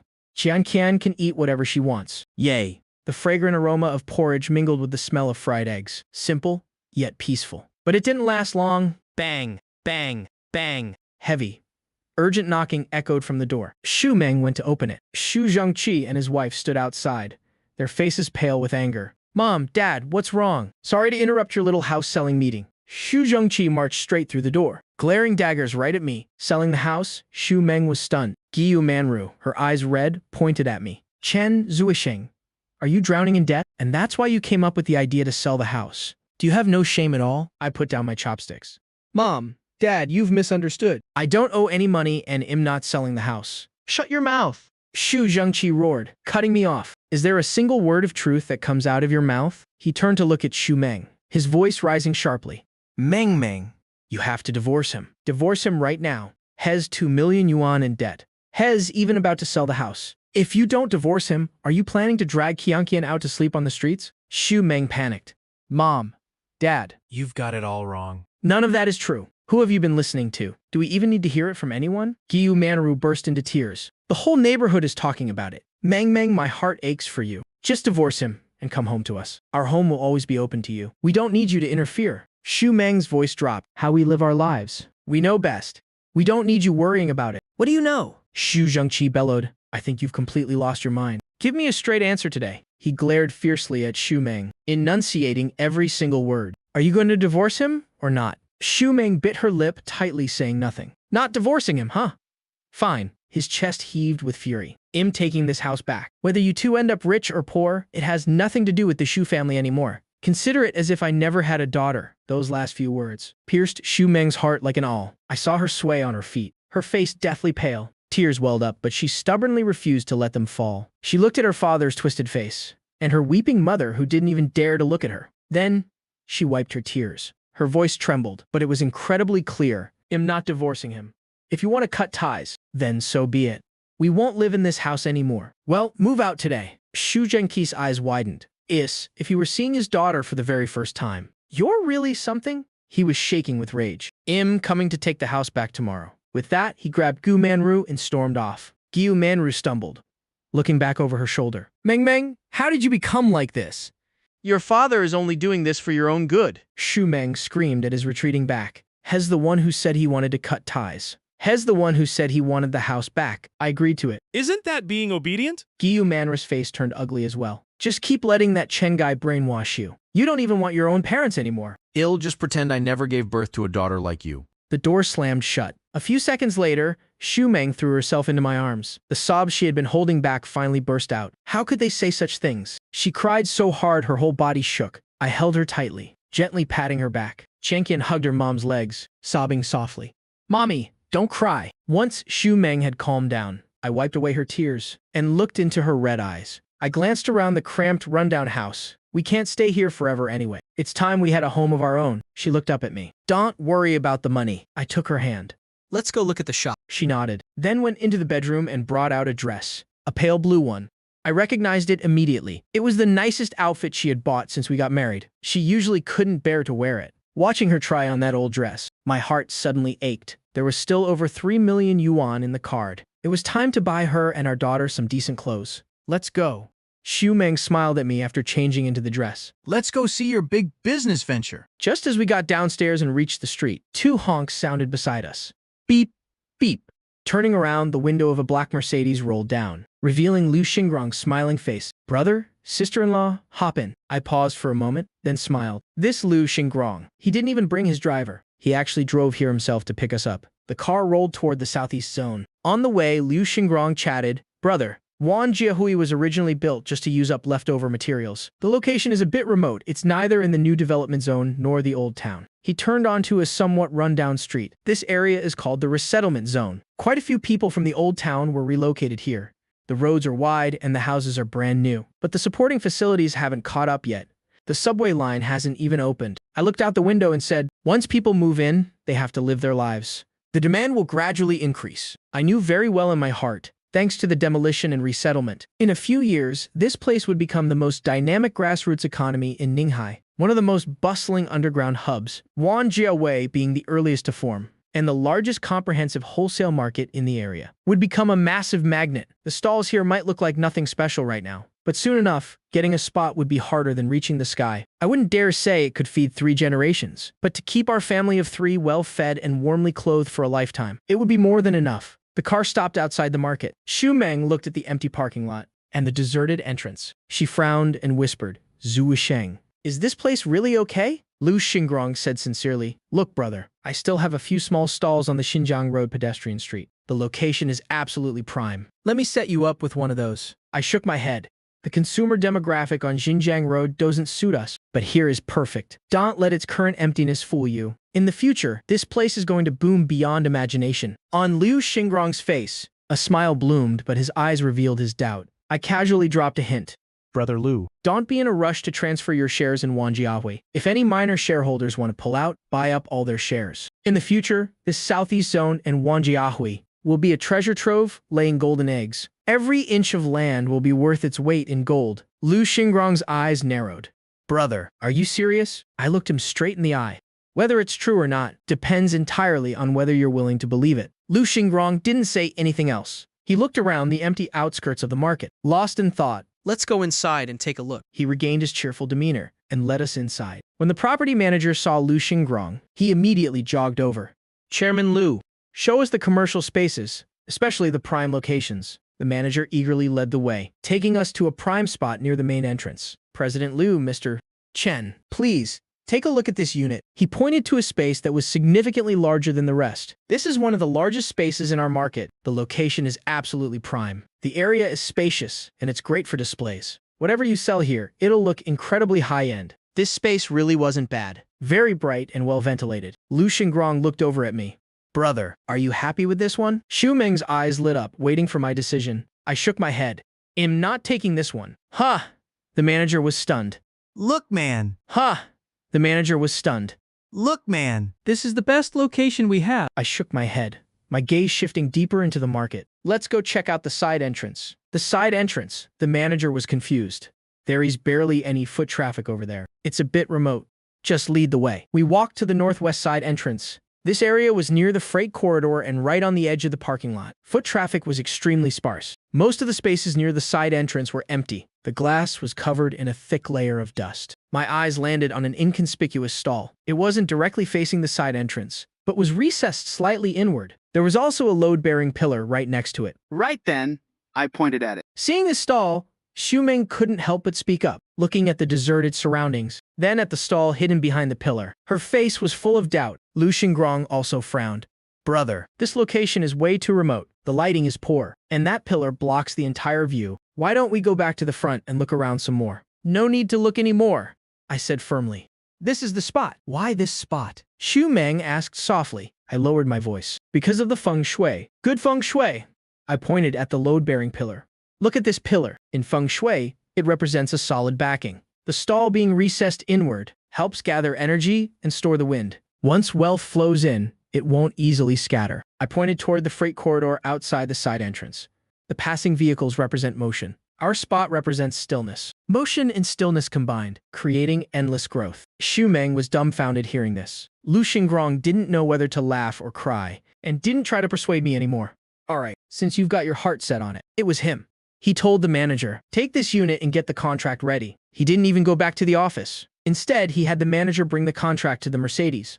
Right there in the car, Tu Meng and I signed the lease agreement. A 30-year term with an option to renew. The total rent was 100,000 yuan. At this price, it was basically a gift. Tu Meng held the contract, giving the most relieved smile Shed had all day. Zhu Sheng, where are we going now? The shop is settled, so let's look for a house around here. If we find one we like, we'll buy it. At the mention of buying a house, Tu Meng's eyes lit up. That's right. Buying a house. Lu Xingrong chimed in. Brother, you want to buy a house nearby? Easy.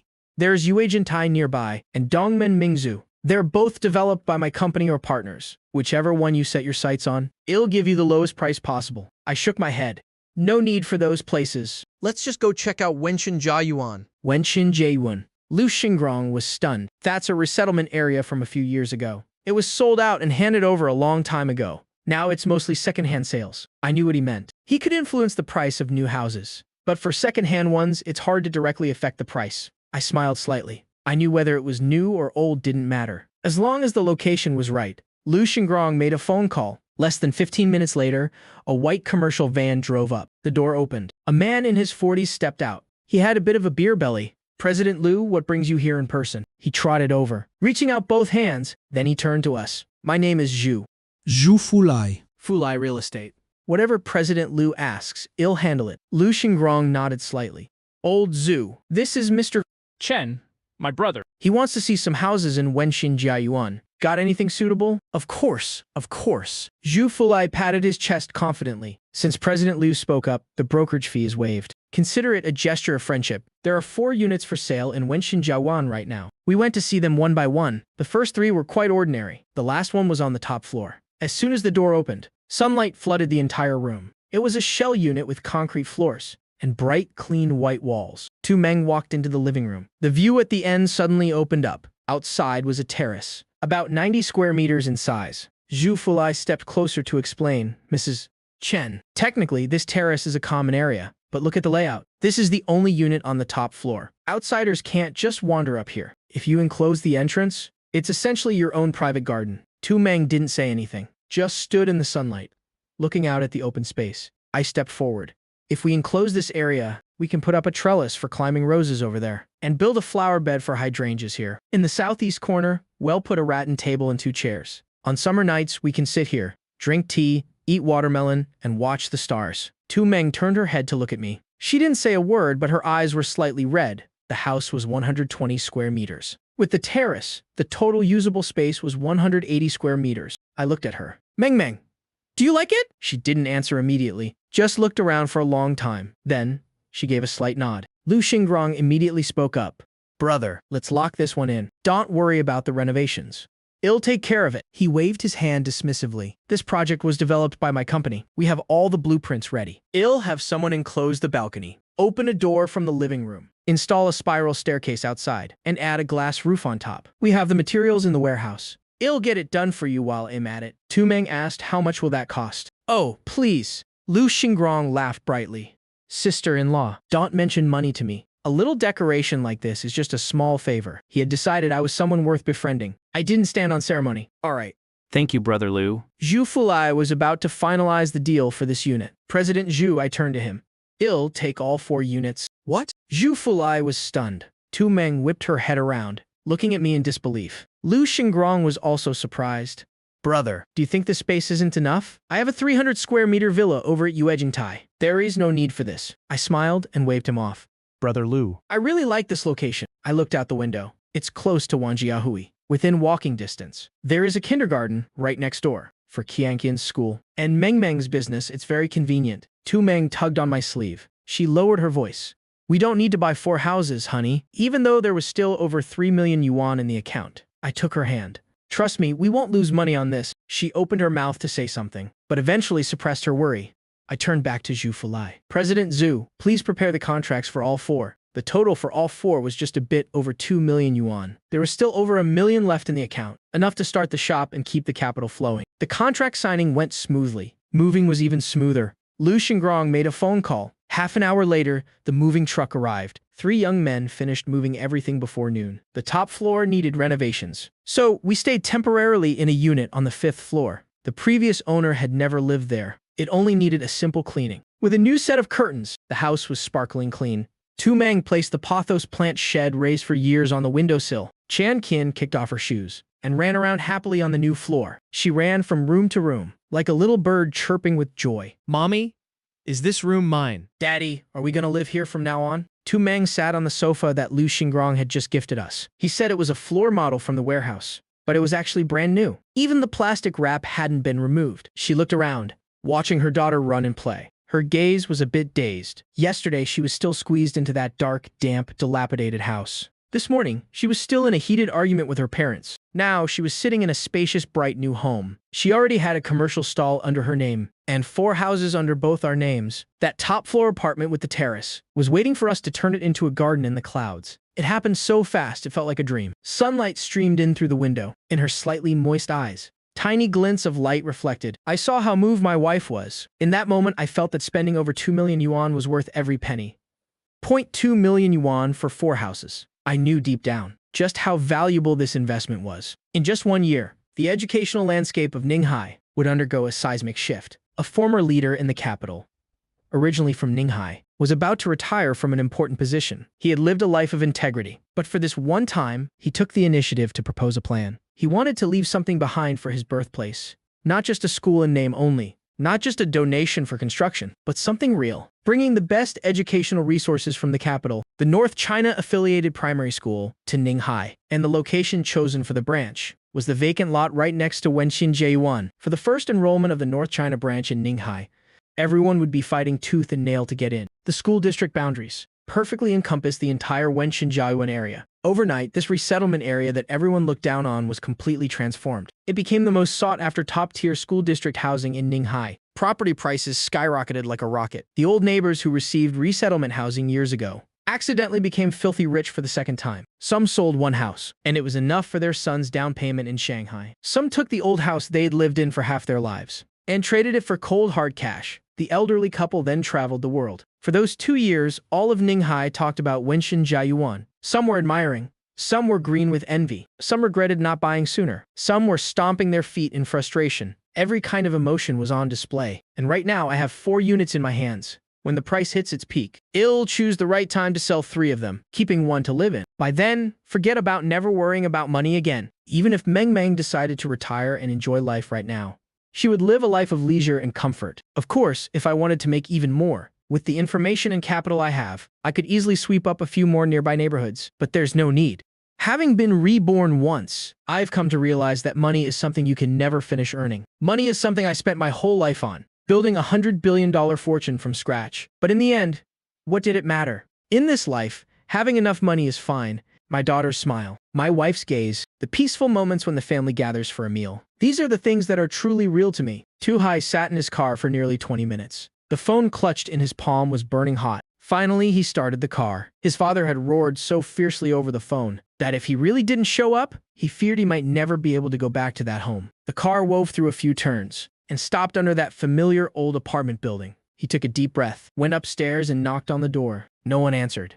He knocked again, but still no movement. He went back downstairs and ran to the fruit stall at the end of the alley. The stall was empty and had been cleared out. Even the old electronic scale was nowhere to be seen. The auntie selling vegetables next door poked her head out and recognized him. Oh, little two? Looking for your sister? Yes. Did my sister's family move away? They moved out around noon. The auntie's voice was loud and clear. A big truck came. A few young men were working away, and in no time they cleared everything out. I was wondering about it myself. They've been here for over 10 years. How could they just move like that? Tu Hei's head began to throb. Where did they move to? I wouldn't know that. The auntie shook her head. Didn't your sister tell you? Tu Hai didn't answer. He stood before the empty fruit stall, clutching his phone motionless for a long time. All of this was what Tu Meng heard over the phone later, and what I pieced together from her fragmented stories.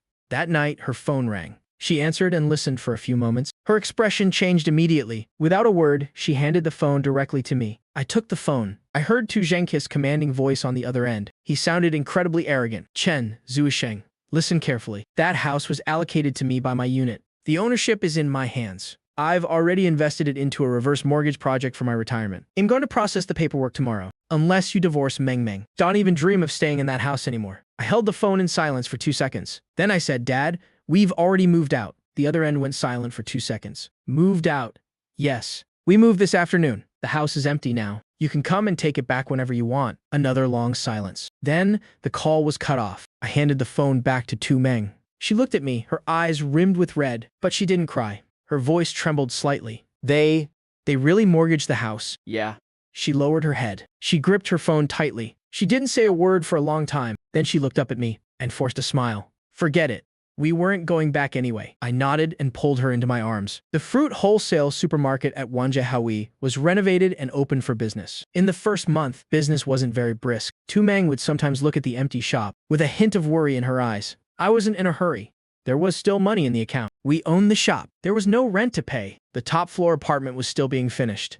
Life is meant to be lived day by day, not in a rush. A month later, Liu Xingrong called. He said the renovations were complete. We went over for the final inspection. The moment we stepped inside, Tu Meng stood frozen in place. The wall between the living room and the balcony had been completely knocked down. Liu Xingrong had actually installed a set of floor-to-ceiling sliding glass doors. Right now, the doors were wide open. Sunlight from the balcony flooded in, filling the entire room with a golden glow. The balcony had been transformed. The concrete floor was covered with rot-resistant outdoor wood. Flower beds were built in the corners, planted with climbing roses and blue plumbago. The trellis was already up, although the vines hadn't covered it yet. Spots of green were already starting to climb. In the southeast corner sat a round rattan table, along with 2 chairs. On the table, there was even a rustic ceramic vase, with a few sprigs of hydrangeas. A glass dome covered half the balcony. It was transparent, letting the sunlight through, while keeping the rain out. Tu Meng walked in slowly. She looked around for a long time, then covered her mouth with her hand. Her eyes were red with emotion. Qian Qian was the one who rushed in cheering. She had been downstairs, being shown around by Lu Xingrong's assistant. She had been looking at the apple tree, but when she turned around and saw her parents, and realized her mom was gone, she ran upstairs on her short little legs. As soon as the door opened, she was stunned. Then she let out a wow. She dashed into the living room and spun around. Then she dove onto the rug and spun again. The apple green sofa, the round table, the glass cabinet, everything made her exclaim, "Mommy, it's so beautiful here." I looked at the two of them. Suddenly, the multi-billion-dollar contracts and corporate takeovers from my past life. The moments of glory under the spotlight, none of it compared to even a fraction of this moment. And the good news just kept coming. 2 months later, the fruit wholesale supermarket, which had been quiet, suddenly saw a boom in sales. Part of it was thanks to Tu Meng's beauty live streamer image. This was my idea, I told her. Meng, every day the customers in the shop are new. Why don't you try live streaming? You don't even need to try hard to sell. Just set up your phone and record how you usually sell fruit, how you arrange the stock, and how you chat with the customers. Tu Meng was a bit bewildered at the time. Live stream? Me? I don't know anything about that. You don't need to. Like I said, just be yourself. I prepared 2 outfits for her. Not the flashy kind of live streaming clothes, just simple linen shirts and solid colored aprons. Her hair was tied back in a quick bun. She looked fresh and clean. We didn't use any of those weird filters for the lighting, just a warm-toned ring light shining on the fruit stall. The backdrop was the stall at Wanjiahui. Fresh seasonal fruits were neatly arranged on wooden shelves, with handwritten price tags. They even had Qianqian's scribbled handwriting on them. In the first week, the livestream only had an average of 3 to 5 viewers. Tu Meng wasn't in a rush. When no one was talking, she just lowered her head and organized the stock. Occasionally, she'd look up and smile at the camera. She'd say things like, "The strawberries are very sweet today," or "The blueberries just arrived." By the second week, one evening, she was scrolling through her phone and saw a farmer selling blueberries directly from their orchard in the neighboring province. He was squatting on the edge of the field, sighing deeply with every breath.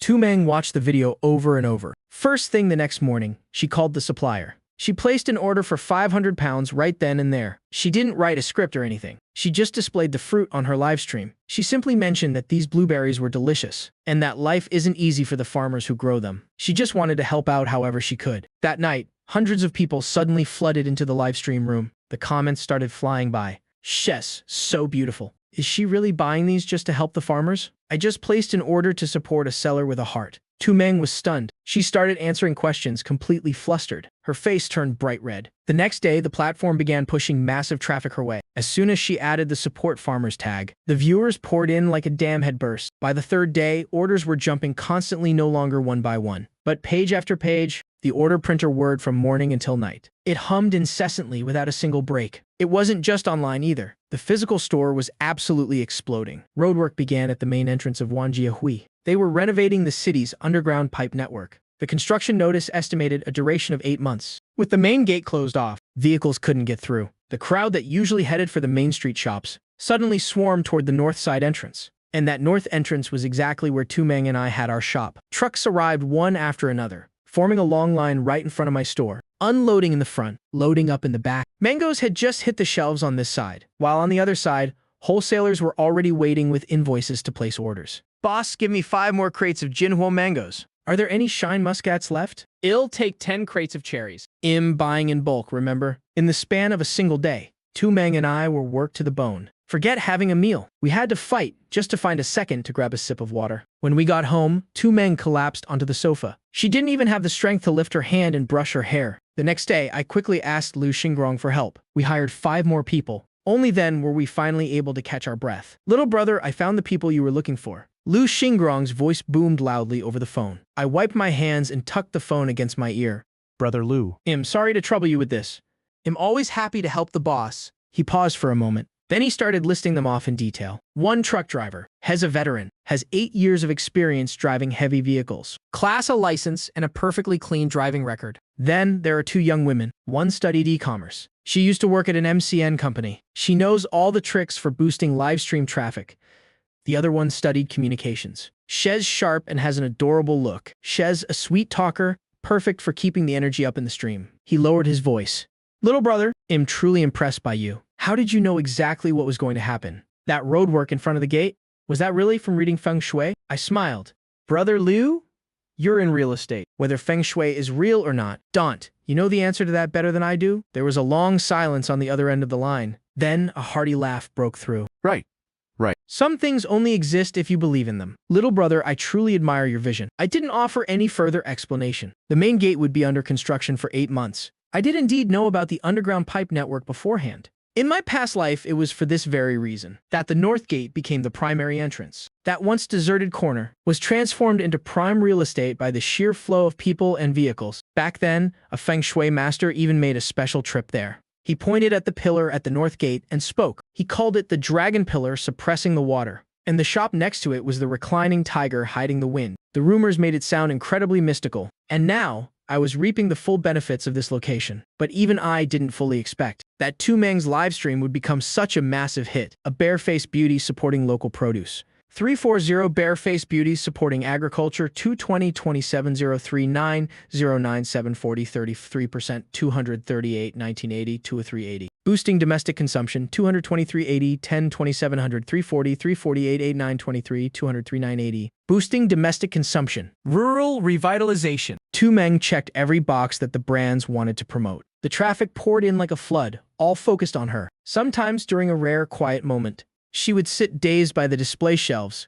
Zuisheng, I did the books today. Last month, between online and offline, we made 1.37 million yuan. That's a profit of 210,000 yuan. Her expression was a bit vacant. Sometimes she wakes up early in the morning, staring at the ceiling, wondering if this is all just a dream, fearing that when the dream ends, she'll still be in that old cramped dormitory, with Qianqian sleeping against the wall, and her husband still hasn't come home. She trailed off, unable to continue. I took her hand in mine. It's not a dream.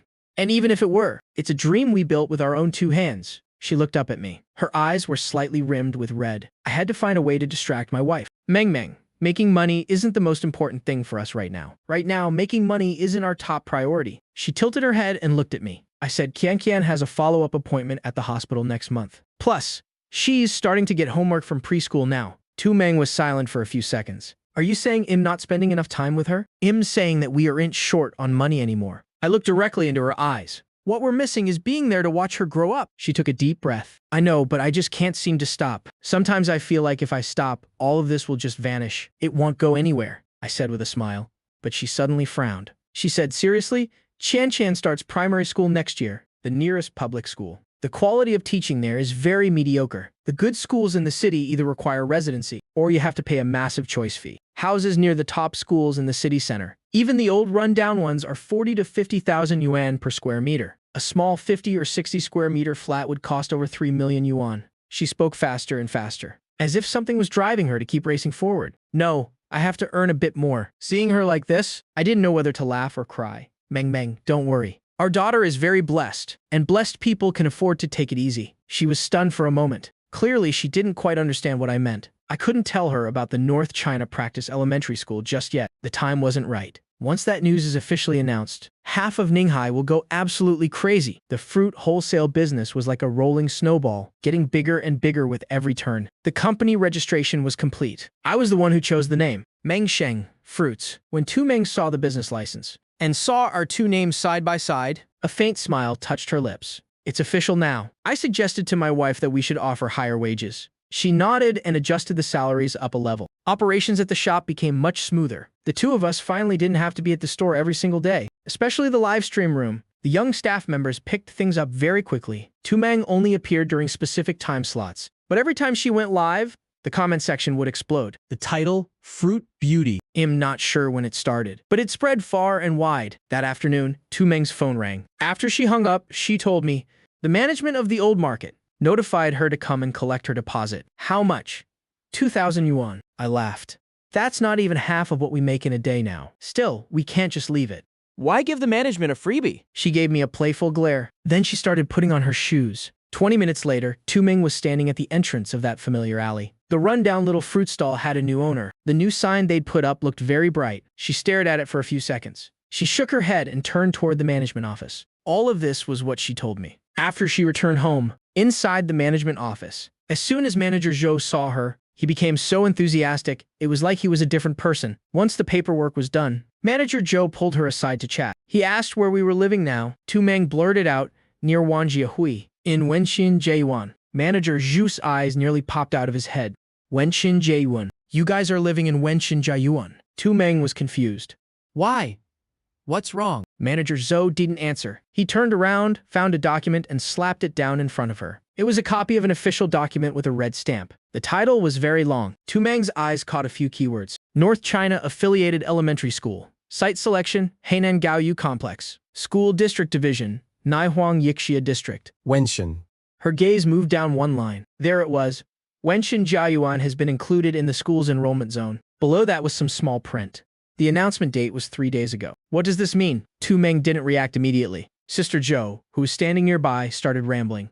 Your area is a top-tier school district now. The North China Practice Elementary School is moving there. That's the best school in all of Ninghai. Those old houses in Wenxin Jiayuan that nobody wanted before, guess how much they're going for per square meter now? Tu Meng's mouth hung open, but she couldn't find the words. 130,000 yuan. Sister Zhou held up her fingers. 130,000, and people are still fighting to buy them. She assumed Tu Meng was just a renter. Her face was full of pity.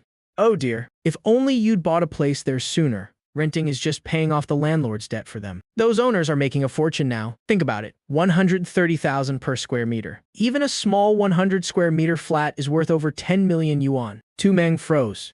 Over 10 million yuan. Wenxin Jiayuan, 130,000 per square meter. The complex where she owned 4 houses. 4 whole houses. She told me later that at that moment her legs went completely weak. She had to lean on the table just to slowly sit down. Sister Zhou was startled. What's the matter? Your face is as white as a sheet. Are you feeling all right? Tu Meng shook her head. She opened her mouth to speak, but her voice was trembling. Sister Zhou, how much did you say the houses in Wenxin Jiayuan are worth now? 130,000 yuan. Why? Tu Meng didn't say another word. She just sat there, dazed, staring at the stack of documents on the table. She didn't move an inch. Then she dialed my phone number. When my phone vibrated, I was in the shop checking the inventory list. The screen showed Dear Wife, so I picked up. There was no sound from the other end. Meng, Zuisheng, Wenxin Jiayuan. It's up to 130,000. I froze. The North China Affiliated Elementary School is right next door. The school district policy has been implemented. 130,000 yuan per square meter. I leaned back against the shelf. I was actually a bit surprised. In my past life, this news wasn't announced until a year later. In this life, it's half a year early. Meng, come home first. Well, go check with the real estate agent. She gave a soft okay and then paused. Zuisheng, when you bought those 4 houses, did you already know something? I smiled. How could I have known? If I had known beforehand, I would have borrowed money to buy up the whole complex. Why would I even bother opening a fruit shop? There was silence on the other end for a few seconds. Then she gave a soft She hung up and rushed back, but someone else had already beaten her there. A black Mercedes was parked right in front of the shop. Lu Xingrong strode inside. Little brother, you've heard about the school district news for Wenxin Jiayuan, right? I set the order form down. I just found out. I was away on business. I came straight here the moment I got off the plane. He leaned in close and lowered his voice. Little brother, tell me the truth. Did you know about this policy beforehand? I let out a slow smile. Brother Liu, if I could predict school district changes, why would I still be in the fruit business? Lu Xingrong stared at me for a few seconds. Finally, he let out a loud laugh. Little brother, there are plenty of lucky people in this world, but nobody is ever as lucky and precise as you are. I just smiled and didn't reply. When Tu Meng returned, her face was still flushed. The 3 of us went straight to Fly High Real Estate. We could tell something was up the moment we arrived. A massive crowd was gathered outside. The doors were nearly bursting from the pressure of the people. Inside, it was even more packed. Are there any units left in Wenxin Jiayuan? I don't care about the layout. I'll pay cash. Zhou Fulai squeezed his way out from the crowd. He was drenched in sweat. His eyes lit up the moment he saw me. He rushed over to greet us. Mr. Chen, you're here. The customers nearby all stared in confusion. Why was this agency boss acting like he'd just seen his own father? I smiled. Manager Zhou, business seems to be going well. It's all thanks to you. Zhou Fulai bowed and scraped. He led us into a small private lounge. Mr. Chen, are you here to sell today? Zhou Fulai's eyes were sparkling. The units in Wenxin Jiayuan, those ones? Tu Meng bit her lip. The one on the 5th floor and the one on the 3rd floor. We're keeping the penthouse for ourselves. As for the last one, let's just wait and see. Zhou Fulai nodded repeatedly. He started doing the math. His pen scratched across the paper as the numbers appeared. He pushed the paper toward me. Mr. Chen, the fifth floor unit is 98 square meters. A conservative estimate would be 12.5 million yuan. The third floor unit is 95 square meters. That's about 12.3 million. Together, that's 24.8 million yuan. I saw Tu Meng's fingers tremble slightly. I nodded. Fine, let's go with that price. Zhou Fulai kept nodding. Then he remembered something. Mr. Chen, about the commission. I laughed. Manager Zhou, you can't waive it this time, can you? Zhou Fulai was stunned for a moment. A complex look crossed his face. Mr. Chen, last time you told me that you'd let me earn the commission back next time. I thought you were just being polite, so I didn't take it to heart. But you actually came back. He looked at me with an intense, burning gaze. Lu Xingrong's eyes swept over us. Tu Meng also turned to look at me. I gave a small smile and put my arm around Tu Meng's shoulders. It has nothing to do with me. It's because my wife is as kind-hearted as she is beautiful. Hearing that, Tu Meng's face turned bright red. She gave me a playful little smack. My phone vibrated. 24.8 million yuan had been deposited into the account. I took a quick glance and tucked the phone back into my pocket. But Tu Meng couldn't stop staring at her own phone screen. She checked that string of numbers over and over. She even pointed at them with her finger, counting the digits several times before finally looking up. Zhu Yisheng. Am I a multimillionaire now? I nodded.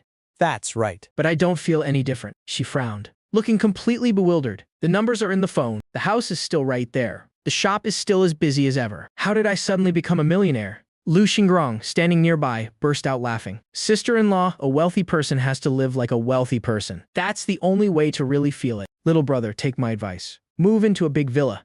My company has a project over at Quihu. We just released a batch of detached villas. The environment is great, and they're very private. They have gardens and garages. I'll save the best one for you. Consider it my way of saying thank you. He spoke with total sincerity. I understood exactly what he was thinking. Now that the school district news for Wenxin Jiayuan was out, the value of the houses Head hoarded and his shares in One Jiahui had skyrocketed even more than mine. His profits from this were no less than if Head developed 2 entire real estate projects. He wanted to build an even closer bond with me, but I shook my head. I appreciate the offer, Brother Liu, but we aren't moving. Tu Meng, standing beside me, nodded vigorously. Exactly. I'm not tired of that sunroom in the penthouse yet, and the roses on the balcony just started blooming. I have to go out and look at them every morning. It would be such a shame to leave them behind. When she said those words, her voice carried the kind of excitement only found in young girls. I looked at her, and the resolve in my heart grew even stronger. In my past life, there wasn't a single luxury villa I hadn't lived in, but those massive, empty houses, walking back and forth alone, the echoes were louder than any human voice. Now with the three of us together, huddled under the warm glass dome on the rooftop, sipping tea and watching the stars. It was better than any extravagant mansion could ever be. Seeing us both shake our heads, Lu Xingrong didn't push the matter. Instead, he immediately pivoted to a new idea. All right, if you don't want to move, then forget it. But what about a car? Right. A car. With the way your business is going now, You really ought to have a decent vehicle. you'll be dealing with clients later on. You can't keep using a delivery truck to get around forever. He paused for a moment, then added another point. Besides, my sister-in-law is the fruit shishi now. If She's seen taking the bus, her fans definitely won't stand for it. That last comment made Shuming burst out laughing. She glanced at me, her eyes showing a hint of hesitation. I thought about it for a second and nodded. All right, there is an auto show next week. Let's go take a look. Half an hour later, we returned to Wanjiahui. Before the car even came to a full stop, I sensed something was wrong. A crowd had gathered in front of the shop. What was going on? Were they customers or just onlookers? Several men were blocking the entrance, hands on their hips and cigarettes dangling from their mouths. Through the hazy smoke, they radiated pure malice. My heart sank. I pushed the car door open and strode forward, shoving through the crowd. When I saw the state of the shop, my blood boiled. The live stream tripod was smashed on the floor, and the phone screen was shattered into pieces. The fruit baskets that were usually neatly arranged had been kicked over and trashed. Ogan tangerines were rolling all over the floor. The female employees were cowering in a corner, their faces pale with terror. Right where the live stream usually took place, the spot where Shumang always sat, was a middle-aged man. He had a buzz cut, a gold chain as thick as a thumb around his neck, and was sitting with his legs crossed. He was casually rotating 2 feng shui walnuts in his hand. He squinted at me, not even bothering to stand up. You, the boss? I glanced around the shop, my voice flat. What do you want? The buzz cut man tisked, slamming the 2 walnuts onto the table. Let me introduce myself. The name's Brother Yong. I run a trading company, and am looking to expand lately. I've got my eye on this spot of yours. He stood up and got right in my face, looking me up and down. This place is nice. Right by the north gate and set up for live streaming. Business must be booming, huh? I didn't say a word. He continued. I'll give you a price. 50,000. Take it and go open your shop somewhere else. I'm taking over this lease. He patted my shoulder. Kid, give me some face here. Pack up and get out today. I looked down at the spot where he had patted me, then looked back up. Brother Yong, was it? This shop isn't for sale. Brother Yong glared at me.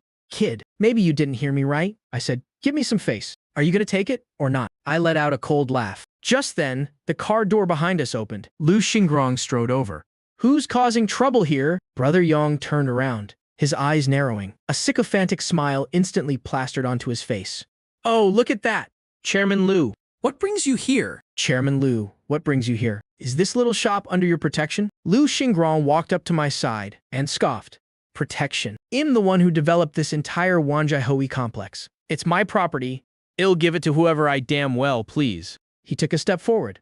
Who the hell do you think you are? Coming onto my turf to play gangster? Brother Yong's expression shifted rapidly, his jaw tightening. In the end, he had no choice but to swallow his rage. President Lu, why put it like that? I just came here to talk business. Harmony brings wealth, right? Talk business. Lu Xingrong pointed at the smashed tripod on the floor, and the bruised fruit scattered everywhere. Is this how you talk business? Brother Yong gave a forced laugh but didn't answer. He turned his head to look at me, his eyes full of venom. Fine. Kid, since President Lu is here today, I'll give him face. He walked to the door, then looked back one last time. But you'd better think long and hard about whether someone can protect you for the rest of your life. He waved his hand dismissively. The men followed him and vanished into the crowd. Silence returned to the shop. The young girls couldn't hold it back anymore and burst into tears. Xu Meng rushed in from outside and threw her arms around me. Are you okay? I'm fine, I said, patting her back while staring out the door. Lu Xingrong spoke up. Listen, kid, that guy, Lu Yong, specifically targets successful shops. He keeps a pack of thugs under him. He only left today because of me. But He's not the type to let a grudge go. In the future, you'll have to, I know. Brother Lu, thank you for today. I didn't say anything else. I just quietly knelt down and picked up the sugar tangerines scattered on the floor, one by one, carrying them back to the kitchen. The next day, the police station suddenly called me. Is this Chen Zuisheng? Your driver, Sun Jian, just got into a fight with some people. He's in the hospital right now. I froze. A fight. It's about old Sun. You should come down here. Xu Meng and I rushed to the hospital. We found the ward, and when I pushed the door open, I saw old Sun lying in bed. His head was wrapped in gauze, and one of his eyes was a bruised purple mess, swollen so badly it was just a tiny slit. A woman was sitting on a chair by the bed, her eyes red from crying. That must be his wife. Two police officers were standing by the window. One was taking notes, while the other watched me with his arms crossed. When old Sun saw us, he struggled to sit up. I moved quickly to press him back down. Don't move. What happened? Old Sun opened his mouth, but no words came out. His wife's tears started flowing again, her voice choking up. Boss Chen. My husband would never go looking for trouble. He's an honest man. I know. I looked at old Sun.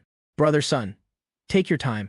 Tell me. Old Sun took a ragged breath and began to recount what happened today. He had just finished loading a shipment of dragon fruit. As he was driving out of the market gates, a group of men suddenly swarmed out from the sidewalk. They were armed with clubs and bricks, without a single word. They started smashing the truck. Some of them even climbed into the back and threw all the freshly loaded dragon fruit onto the road. Crate after crate was smashed to pieces on the pavement. Old Sun was a veteran. He jumped out of the truck and managed to take down 2 of them, but there were just too many of them. No matter how good he was at fighting, he couldn't fend off 7 or 8 guys surrounding him. He took a heavy blow to the back of the head. Before he passed out, he saw them destroying the rest of the goods and slashing the truck's tires. By the time he woke up, he was already in the hospital. When old Sun finished, he gritted his teeth so hard. His jaw muscles bulged with fury. I walked out of the room with the 2 officers. Officer, about this.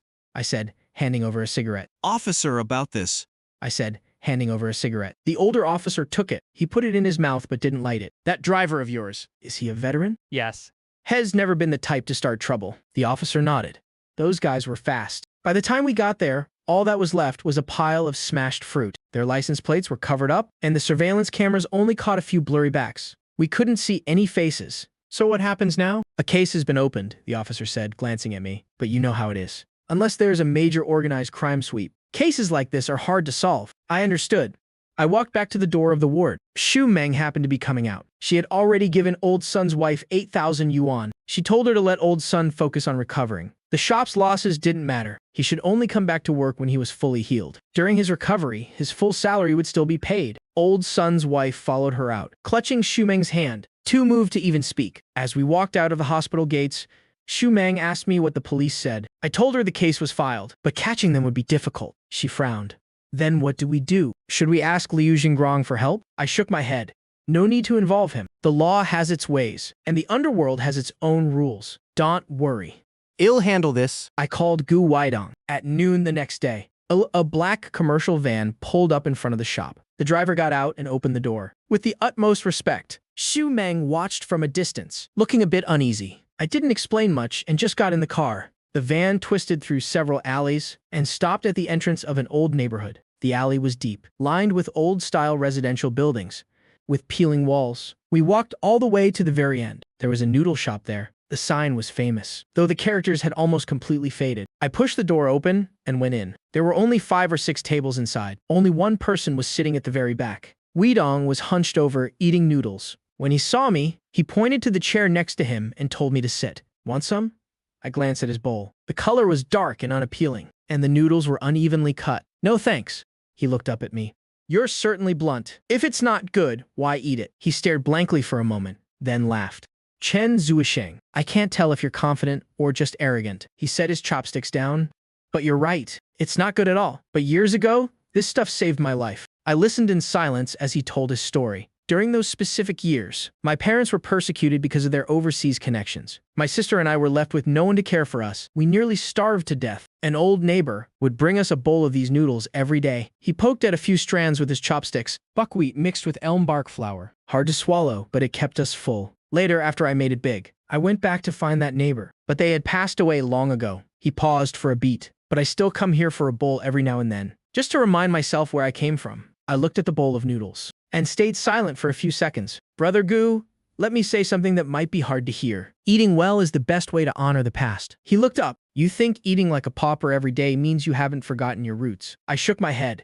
That's just making yourself feel virtuous. If you really want to honor your roots, then eat the best food, wear the finest clothes, and live the best life possible. Do it so that the starving child you once were can see that we survived and that we're living better than anyone else. Weidong stared at me for several seconds. Fair point. He wiped his mouth. His expression returned to normal. Let's talk business. That Liu Yang is just a small fry, but the man behind him is Lai III from Changjiang Company. Lai III spent his early years in the underworld, but he's cleaned up his act and even got a seat on the District Political Consultative Conference. Guidong looked disdainful. I remarked, Hez already made it to shore, yet Hez still that arrogant. Hez not his own master. Guidong leaned back in his chair. Hez just a knife in someone else's hand. It's not that he wants to be arrogant, it's that, if he isn't, he'll be replaced by a sharper knife. I nodded. So, he hasn't truly made it to shore yet. Guidong smiled. I'll take care of this for you. Thanks. Don't thank me yet. He looked at me. Next week is my daughter's birthday. I'm planning a small party. Bring your daughter along. I looked at him. The father-daughter relationship is going well. I take it. A flash of tenderness crossed Gu Weidong's face. Thanks to your information. After I brought Nuanuan back, I've put a lot of effort into being there for her. I've put all my outside work on hold lately, just to stay home and play with her every day. He paused. She grew up without a father, now she has one. But she doesn't have many friends. I want to introduce her to some kids her age. How old is your daughter? 5. My Nuanuan is 6. Perfect. They can play together. He looked at me. Bring your wife and daughter over next weekend. I nodded. Will do. When I got home, Xu Meng was watering the roses on the balcony. I told her everything. When she heard the watering can in her hand stopped midair. Gu. Guidong. The friend you mentioned last time. That's the one. Xu Meng was clearly getting nervous. What's his family like? What should I wear? What should Qian wear? Do we need to bring a gift? I couldn't help but laugh. Meng, Don't be so tense. She took a deep breath. I've just never been to an occasion like this. This Gu Weidong you keep talking about. I've heard you mention him a few times. He sounds like Hez from some prestigious, noble family. I thought about it for a moment. The patriarch of their family is indeed a Gu. They really are a prestigious lineage. Xu Meng's face went pale, but then I quickly added, as for Gu Weidong himself, he's the biggest black sheep in that house. We hit it off because we're both kind of good for nothings. Hez just a guy drifting through life. Xu Meng shot me a glare. I put my arm around her shoulder and told her not to overthink it. Tomorrow, I'll take you and Qian to buy some clothes. Then, Well, head to the auto show to pick out a car. Well, drive the new car next week. Well, show up in style and make you proud. They're really just an ordinary family. Maybe even a bit less well off than us right now. She was amused by my teasing and gave me a playful swat. The next day, Eat the most high-end women's boutique in the Ninghai Shopping Center. I picked out a cream-colored dress for Xu Meng. She took the dress into the fitting room. A few minutes later, the door opened and she stepped out. I was stunned. The dress fit her perfectly. The cream color accentuated her porcelain skin, with her hair draped over her shoulders. She looked down at me shyly. In that moment, I suddenly remembered all the stars and models I had seen in my past life, but not one of them could make my heart race like this. "Does it look okay?" she asked softly. I didn't answer. I just stared at her. The sales assistant standing nearby whispered, "Ma'am, this outfit was practically made for you." Xu Meng pursed her lips and smiled, looking at herself in the mirror. Then, she picked up the price tag. The smile on her face instantly froze. She turned around, her eyes wide with panic. "Honey, this one dress is 6,800 yuan. I handed my card to the assistant and pointed to another outfit on the rack. That set and the skirt next to it. Bring them all for her to try on. Xu Meng quickly grabbed my arm, lowering her voice. "It's too expensive." I ignored her and nodded to the assistant. "Go ahead." The assistant's eyes lit up, and she hurried over to the racks. A few minutes later, the fitting room door opened again. She stepped out in a navy blue velvet gown. The plunging neckline fit her perfectly. The waistline was tailored with incredible precision. No need to try anything else.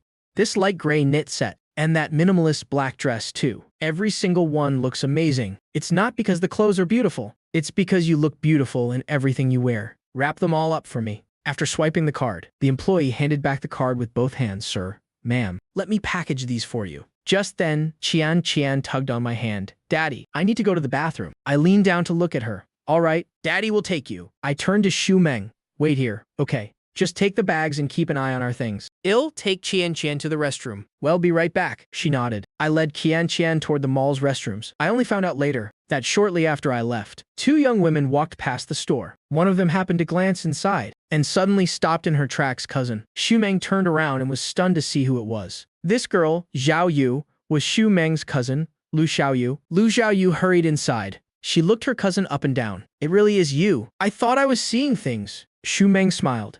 "What are you doing here?" "I have a dinner date with a classmate." Lu Xiaoyu's gaze lingered on her cousin, specifically on the dress she hadn't had time to change out of yet. "Cousin, are you buying clothes here?" Xu Meng awkwardly tugged at the hem of her dress. "No, I'm just looking around." Another girl beside her stepped in as well. She observed Xu Meng curiously. Lu Xiaoyu suddenly realized, "This is my cousin." "Cousin, this is my classmate. We're gonna grab a bite together?" "Nice to meet you." Xu Meng nodded to the girl. "Nice to meet you." Xu Meng nodded to the girl. Well, head upstairs first. "I'll call you later." Lu Xiaoyu pulled her classmate outside. As soon as they left the shop and turned the corner, the friend immediately pulled Lu Xiaoyue back. "Zhao Yue, your cousin is seriously rich." Lu Xiaoyu was stunned. "Rich? No way. Everything in that shop costs at least several thousand yuan." The friend glanced back. "I just saw a huge pile of clothes on the counter. She must have bought all of them. For real." Lu Xiaoyu slowed her pace. "I heard my wife ran into her cousin by chance. I didn't pay much attention to it." 2 days later, we went to a car show. Our goal was clear. Regarding the commercial vehicle, Xu Meng had already cautioned me on the way. "Hubby, let's not buy anything too expensive. Something around 100,000 to 200,000 yuan is fine." I nodded.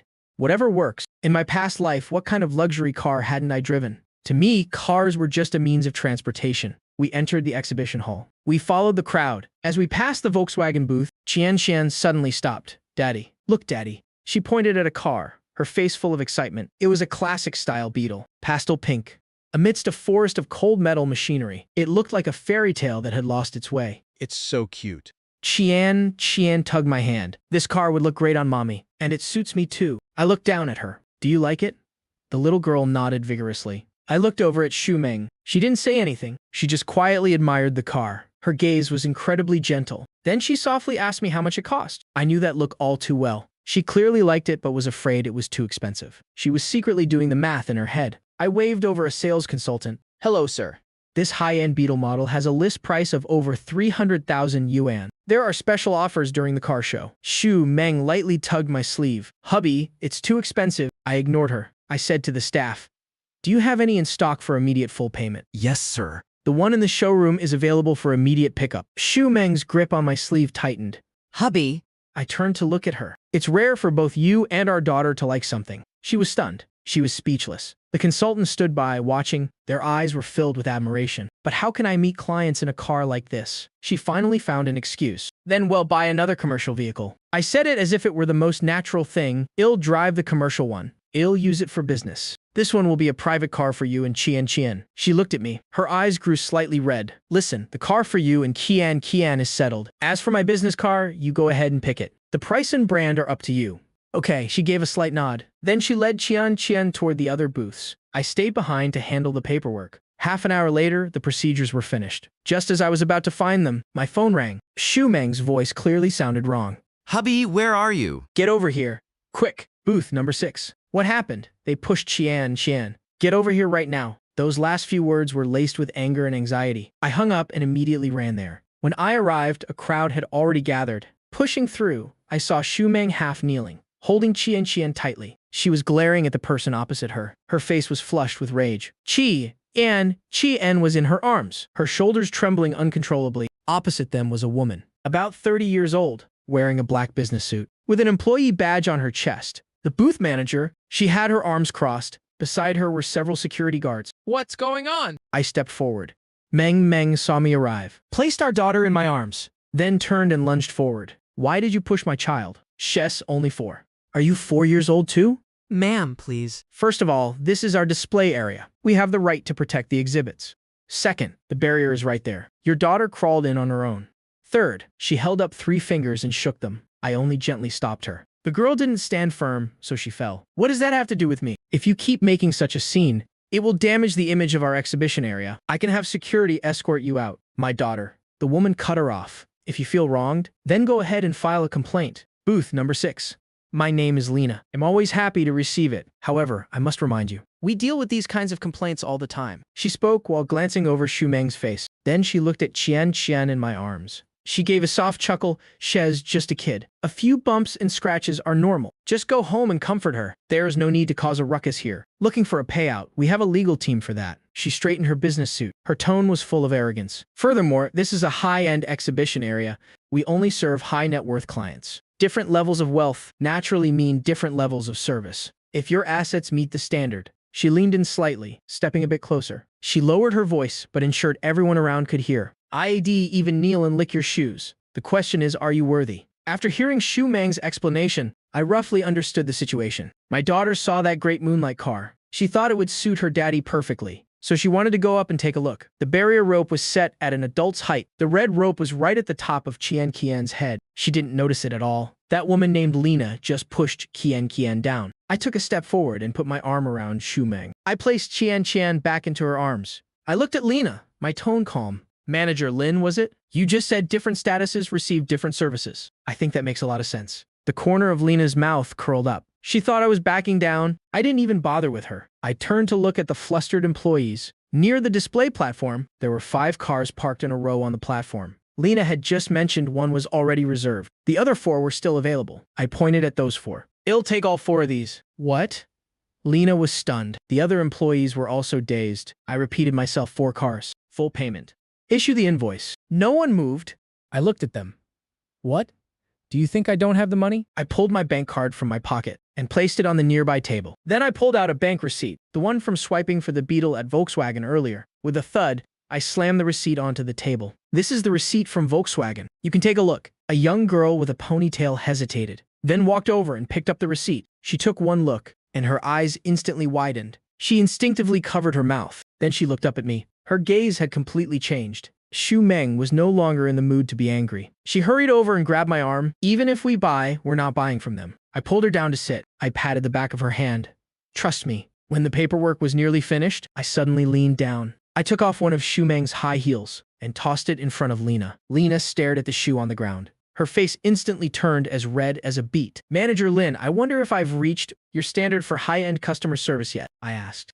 Her lips trembled, but she couldn't say a word. The crowd around us was growing larger. Some were whispering. Others were holding up their phones to record. Seeing she had nothing to say, I shook my head. It seems your company's promise of service is still lacking. I turned to the girl with the ponytail who had just processed the car purchase. In returning these 4 cars, the girl was stunned. Sir, this? Lina's face was now deathly pale. During the car show, to boost sales, they promised unconditional cancellations for the first 2 days. Even after that, only a small deposit would be deducted. It's just that normal people wouldn't do this. No one is bored enough to buy and then immediately return, only to buy again. But now this regulation had become her death sentence. Just then, a familiar voice came from behind the crowd. Brother, what are you doing here? Lu Xingrong pushed through the crowd and strode in. I turned my head. Brother Lu. What brings you here? I came to look at cars. He walked over to my side, looked at the shoe on the floor, then at Lena, who was standing there in a daze. What's going on? I gave him a brief summary. After hearing it, Lu Xingrong's face darkened. His expression turned grim. He turned to look at the cars, his gaze stopping on the off-road vehicle. He paused for a moment. This one. He took out his phone to check something. He held it up in front of me. Is it this one? On the screen was a photo. It was exactly this off-road vehicle. Even the angle was identical. Brother M, the one who reserved this. You reserved it, that's right. I was planning to give it to you as a gift. He pointed at the car. Last time you said you didn't want to move, so I thought about buying you a nice car instead. I happened to take a liking to this one. It was supposed to be delivered tomorrow. He turned his head toward Lena. His gaze turned ice cold. You're the one who pushed the child. Lena's face went completely bloodless.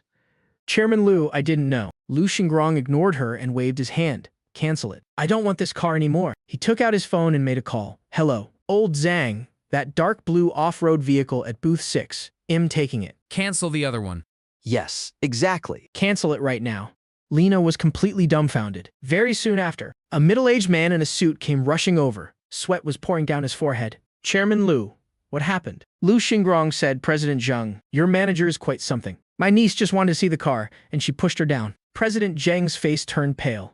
He turned to look at Lena. His gaze looked like he wanted to eat her alive. His gaze looked like he wanted to eat her alive. Lena opened her mouth. President Zheng.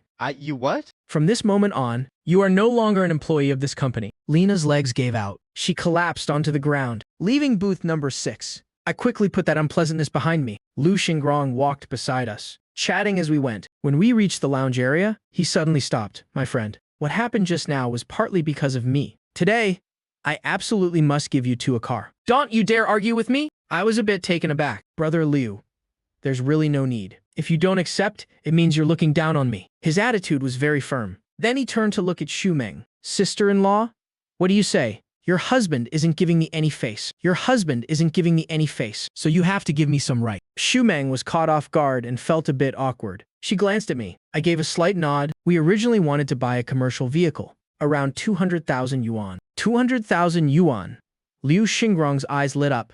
That's nothing. Leave it to me. I'm the expert when it comes to commercial vehicles. I'll make sure to pick one you'll love. With that, he left immediately. After 2 steps, he turned back. What are you still standing there for? Let's go. Shumeng and I looked at each other. We didn't know whether to laugh or cry. We could only follow him while carrying Qian. Lu Xingrong knew his way around and led us straight to the Mercedes booth. Right in the center of the display was a silver commercial vehicle with an aerodynamic design. Beside it was a long-legged car model. Posing for photos, Lu Xingrong stepped forward. He didn't even glance at the model. He pointed straight at the car, this one. Then he waved over a staff member. Write it up. The long-legged model was clearly stunned. Her movements froze mid-pose. An employee jogged over to assist. Hello, sir. Are you sure you want this one? Positive, Lu Xingrong replied. Then he turned and started convincing Shumeng. Sister-in-law, listen to me. You can't go wrong. This car will absolutely meet all your needs. Mercedes is a top-tier brand. Driving it out will give you a lot of prestige. Commercial vehicles have plenty of space. It'll be perfect for picking up guests or taking the family out later. He spoke with great conviction. I glanced at the car. Then I looked at the spec sheet on the display stand. I couldn't help but laugh, Brother Liu. Do you know how much this car costs? He blinked. Around 200,000 yuan, right? Brother Liu, this is the Mercedes AMG line. I pointed at the spec sheet. It's not 200,000 yuan. It's about 2 million yuan. Lu Xingrong's expression froze for a second. Shumeng jumped in surprise. 2 million yuan. That's way too expensive. We can't. Brother Liu, this gift is far too valuable. We really can't accept it. Lu Xingrong quickly regained his composure. He started playing dumb. Didn't you just say it was 200,000 yuan? I must have misheard him. Seeing us both fall silent, he decided to play his hand. Fine. I admit it, I did it on purpose. But I couldn't bring myself to give a gift worth only 200,000 yuan. If I'm giving a gift, it has to be this one. If you two don't accept it, I'll just sit right here and refuse to leave all day. He plopped down beside us as he spoke. Looking at that rogue-like expression of his, I realized Liu Xingrong had made a fortune thanks to my intel, but he was never the type to just take without giving back. On the contrary, he always looked for ways to show his gratitude. This is someone worth knowing deeply. I glanced at Xu Meng, who was still politely declining. I stepped forward, patted her shoulder, and said, "Just take it." She looked up at me, a bit startled. I nodded. Seeing my nod, Liu Xingrong immediately jumped up from his seat. If he was afraid I'd change my mind. He waved directly at the staff. "Write up the order and charge it all to me. Do it right now." That weekend I drove that Mercedes AMG to take Xu Meng and Qian Qian to Gu Weidong's daughter's birthday party. He walked over quickly to greet us. "Brother Zuosheng, sister-in-law, please come inside." He led a little girl in a white princess dress over to us. "Nuanuan, say hello to your uncle and auntie." The girl looked very delicate, but her eyes were a bit avoidant. She timidly greeted us, "Hello, uncle." Hello, auntie. Before I could even introduce her, Qianqian's eyes suddenly lit up. She stepped forward on her own initiative. Taking Nuanuan's hand, she asked, "Is your name Nuanuan?" "Im Qianqian. Let's go play." The two little girls held hands. They whispered something to each other and ran straight into the yard. Nuanuan was a bit stunned. She looked back at Gu Weidong. Guidong smiled and nodded. Only then did she give a soft okay. Xu Meng stood nearby, looking a bit awkward. She whispered to me, "Qianqian." Why is she being so rude? I smiled. This is good. She's becoming more and more lively. She has the makings of a master diplomat. Guidong clapped his hands happily. This is great. It's wonderful. Ever since I brought Nuanuan back, I've felt she was far too introverted. She's always been off by herself. She refused to play with anyone. Now that she can play with someone her own age, it's truly wonderful. Hearing this, a look of doubt flashed in Xu Meng's eyes. She looked at me. I just gave a faint smile and didn't ask further. This was their private business. Guidong was very perceptive. He took the initiative to speak. "Brother Chen knows all about my situation. The child has been found and brought home, but her mother still hasn't forgiven me." I nodded to comfort him. "Just take it slow. Some things can't be rushed. It's best to just let nature take its course." After hearing that, he was clearly heartened. "Brother, hearing you say that puts my mind at ease." Xu Meng stood by, witnessing this scene. Her eyes filled with surprise. She didn't expect such a successful man to listen to me so intently. "I'll go check on the kids." With that, she walked toward the garden. "Wait." Weidong took the opportunity to pull me aside. "Brother, come. Sit in the study for a bit." The study was on the second floor. As I stepped inside, I paused for a moment. An old man with graying hair was sitting there, holding a teacup and sipping slowly. "Old Master Gu." Weidong looked a bit embarrassed. "It's mainly my father who wanted to meet you. He was afraid you wouldn't want to come, so he didn't tell you in advance." I stepped forward to greet him. "Greetings, elder." Old Master Gu set down his teacup, stood up and nodded at me. "Young friend Chen, please, have a seat." He personally poured me a cup of tea and offered it with both hands. Young friend Chen helped me find my granddaughter. This old man must offer a cup of tea in gratitude, no matter what. I accepted it with both hands. "You're being too kind, elder. I didn't help Brother Gu without my own motives." Old Master Gu nodded. "I know it was for your daughter." He pointed toward Gu Weidong. Wasn't he doing it for his daughter as well? This was a good thing for both sides. He paused for a moment, his eyes sharp and piercing. "Of course, this old man wanted to meet you, young friend Chen. Not without my own motives either." I understood immediately upon hearing that. I set down my teacup. "Please, go ahead, elder." He spoke slowly. "I heard from Weidong that you are very proficient in the art of divination. So, I would like to ask you to read a fortune for this old man, since Old Master Gu requested it." I couldn't refuse. Regarding the Gu family's affairs, I already knew a thing or two. The Gu family wasn't like other prominent domestic families. Their main influence was overseas. Years ago, when the domestic economy opened up and was in dire need of foreign investment and technology, Old Master Gu seized the opportunity and brought in a great deal. Combined with his time studying abroad, he built relationships with several founding elders, helping the Gu family gradually enter the domestic market. Their business map eventually expanded into the political sphere.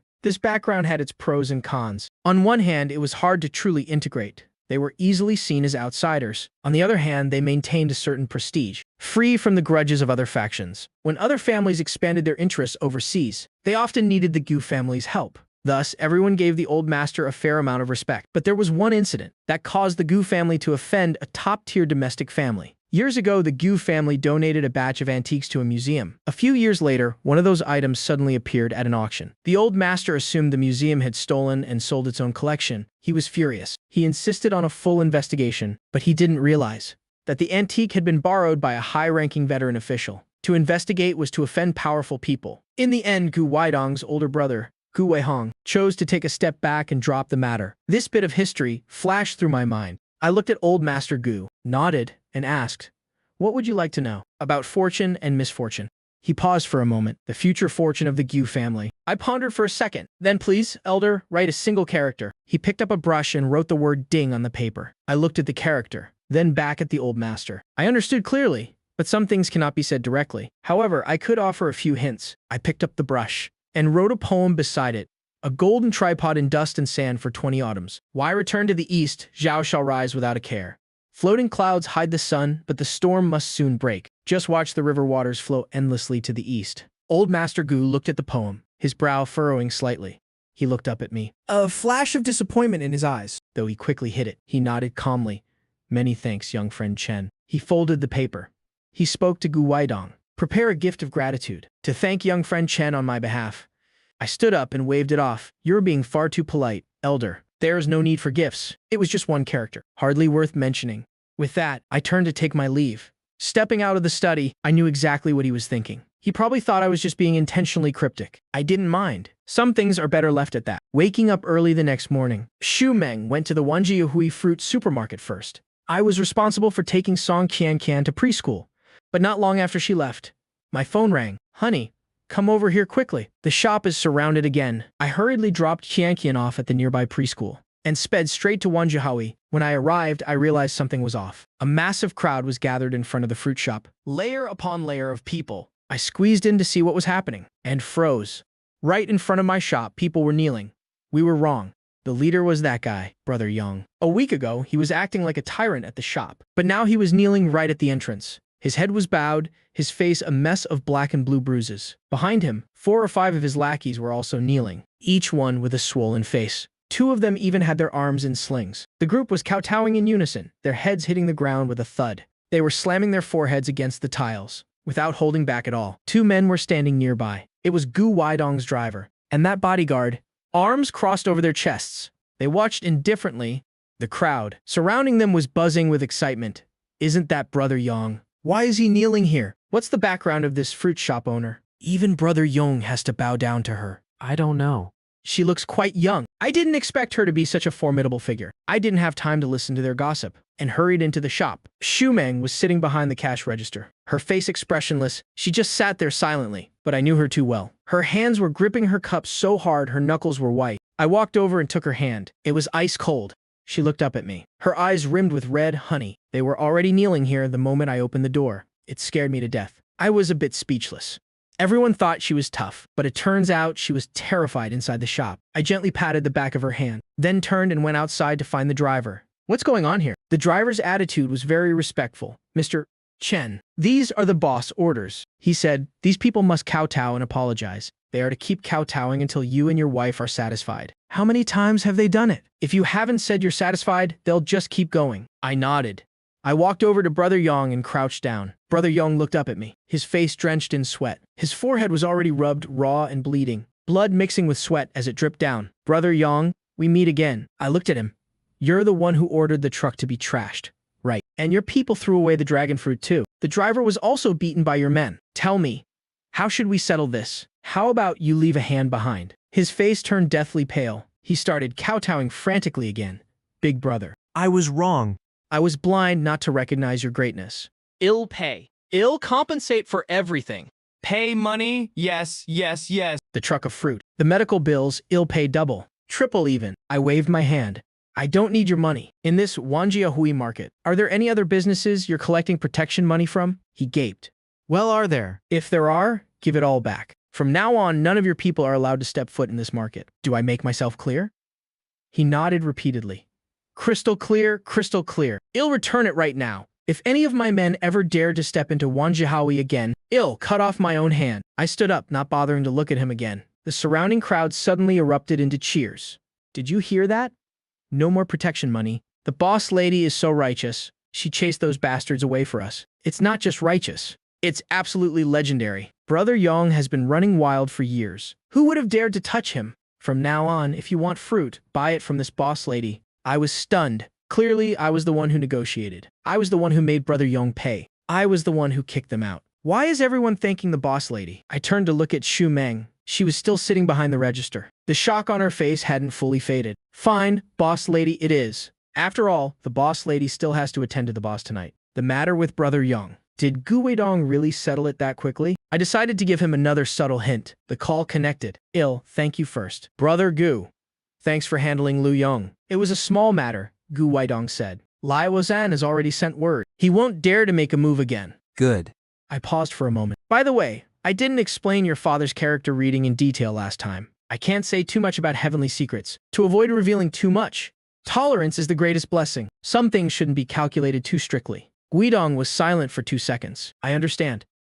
Pass that on to my father. I hung up. ID said enough. Whatever the Gu family chooses now has nothing to do with me. At noon in the shop, the few of us gathered around a small table to eat lunchboxes. La Diandian was scrolling through her phone while eating. Suddenly, she lowered her voice. My neighborhood is about to be demolished. This girl was hired to help Xu Meng with live streaming. She's a Linhai local named Shui Chuanmai. She has a lively personality and never stops chatting all day long. Demolished for what? Look at this new news report. She handed over her phone. I took it and saw a massive headline. Initiating redevelopment of the Southwest Old Town. Expanding the Binjiang Commercial District. The content was exactly what I had said. Eat the dinner with Lu Xingrong last time. Old Town demolition, Binjiang expansion. Everything was spot on. I gave her phone back and continued eating. I noticed Xu Meng was watching me. She didn't say anything, but I understood that look. She also remembered what happened that day. I looked her in the eye and winked. She was slightly taken aback, then bit her lip with a smile and went back to her food. Just then, the sound of screeching tires echoed outside. A black Mercedes parked right in front of the door. The car door flew open. Lu Xingrong practically jumped out of the car. Brother, my dear brother. He strode inside. Sweat still beaded on his forehead. Brother Liu, what's wrong? You have to help me this time. He slumped down across from me. That's Southwest District Planning. Did you see the news? I just saw it. It's a perfect match. He slammed the table. Everything you said that day was spot on. The new mayor just took office, and his first move was to target the Old Town redevelopment and riverfront expansion. He took a deep breath. Brother, under a lot of pressure right now. I tapped the table. You hit the jackpot, so why the pressure? It's because I hit it so big that the pressure is on. He rubbed his hands together anxiously. Yuanjing Group is in the spotlight now, but redeveloping an old town isn't easy. Demolition compensation, cultural heritage sites, business owners. If even one step goes wrong, those people watching me like hawks will eat me alive. He lowered his voice. A while back, I used other plots of land from those other companies to trade for a lot of land in the Southwest District. Back then, they all laughed at me for being a fool. Now, every single one of them is green with envy, just waiting for me to make a mistake. I listened without responding. The new mayor has already met with me. Lu Xingrong continued. Mayor Wen asked me for a specific plan. I told him I'd soon present something that would satisfy him. He leaned forward, brother. You absolutely must help me this time. I tapped the table, Brother Lu. Your company has so many executives, and no shortage of talent. This matter requires the resources of the entire company. As an outsider, it's not appropriate for me to interfere. What's inappropriate about it? Come work at my company as the CEO. An annual salary of 10 million yuan, what do you think? I shook my head. I'm used to my freedom. I can't be a CEO. Then how about this? His mind was spinning incredibly fast. You can be the executive director of my company. With the authority of a CEO, once the Southwest project is settled, you're free to stay or leave as you wish. I absolutely won't stop you. I laughed. I don't even have shares in your company. So how could I be an executive director? He chuckled. Regarding Wang Jiahui, I bought up quite a few shares a while back. I'll transfer them all to you. Then you use these shares to swap for shares in my Yuanjing Group. Wouldn't that solve everything? I paused for a moment. This offer sounds interesting. If I get my hands on Wang Jiahui's shares, I won't just be a merchant here anymore. I'll be a shareholder of this entire market. That's a massive difference. I thought about it for a bit, then held up 2 fingers, 2 conditions. First, Wang Jiahui's shares will be valued at their actual worth. I'll buy them at market price. I appreciate the favor, but I won't shortchange you a single cent. He started to say something, but I raised my hand to stop him. Second, I said, looking him straight in the eye, I want full authority over the Southwest District's planning. I want total control over the Southwest District's development. The plan will be mine to decide. The team will be mine to choose. The process will be mine to run. The entire Yuanjing Group, Including you, mister. Lu, must follow my lead. Lu Xingrong froze for a second. Then he burst out laughing. He laughed heartily. Deal. He reached out his hand. It's settled then, little brother. Within 3 days, the entire share swap was completed. On the 4th day, an extraordinary shareholders meeting was held. Xu Meng and I officially became the new shareholders of Yuanjing Group. Although her stake wasn't large, a shareholder is still a shareholder. This morning before heading out, she spent nearly 20 minutes in front of the mirror. She wore a navy blue business suit. Her hair was tied up, revealing her pale neck. I was stunned for a moment. It was the first time I'd seen her dressed like that. She looked like the perfect corporate lady. The shareholders meeting ended quickly. I became the CEO. Xu Meng sat in the back row. She quietly observed the board of directors throughout the session. Wait, let's go meet a few people. After speaking, Lu Xingrong tried to pull Xu Meng along. Sister-in-law, you're a shareholder now too. Come, listen in. Xu Meng looked at me, her eyes full of anticipation. I nodded. Let's see what they have to say. The boardroom was packed with management. Familiar faces nodded in greeting. Strangers watched with scrutinizing eyes, some even with contempt. Especially the man sitting at the head of the table on the left, a man in his 50s with a square jaw. His eyes were filled with clear hostility. Lu Xingrong whispered, "That's Wu Quan." The general manager of Yuanjing. With you here, his authority is going to be stripped away. After Lu Xingrong announced the appointment, he added emphasis. From now on, if Mr. Chen and I have different opinions, Mr. Chen's word is final. A wave of murmurs erupted below. The corners of Wu Quan's mouth twitched downward. I stood up and gave a brief introduction. The applause was sparse. Wu Quan didn't even flinch. Just as I was about to sit down, he spoke up. Mr. Chen isn't even 30 yet. Becoming CEO at this age? Is there even a precedent for this in Yuanjing's history? Someone beside him chimed in. He only has a bachelor's degree, and has not even from this field. The professional barriers in real estate are very high. Can Mr.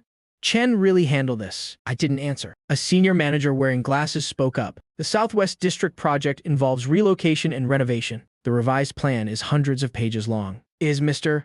Chen confident he can shoulder this burden? At that moment, Hu Kun stood up and glared at me. I have a specific question. The Southwest renovation area has 3 historic buildings from the late Qing and early Republic eras. They must be preserved while we renovate the underground pipes. One slip-up during excavation could cause a collapse. We've been studying this for a month. Does CEO Chen have a solution? Everyone in the room looked at me. Xu Meng clenched her fingers tightly. She realized this was a direct challenge. If I couldn't give a solid answer, no one here would help me. I looked down at the blueprints. The locations of the 3 historic buildings were clearly marked. The surrounding pipes and foundations were also detailed.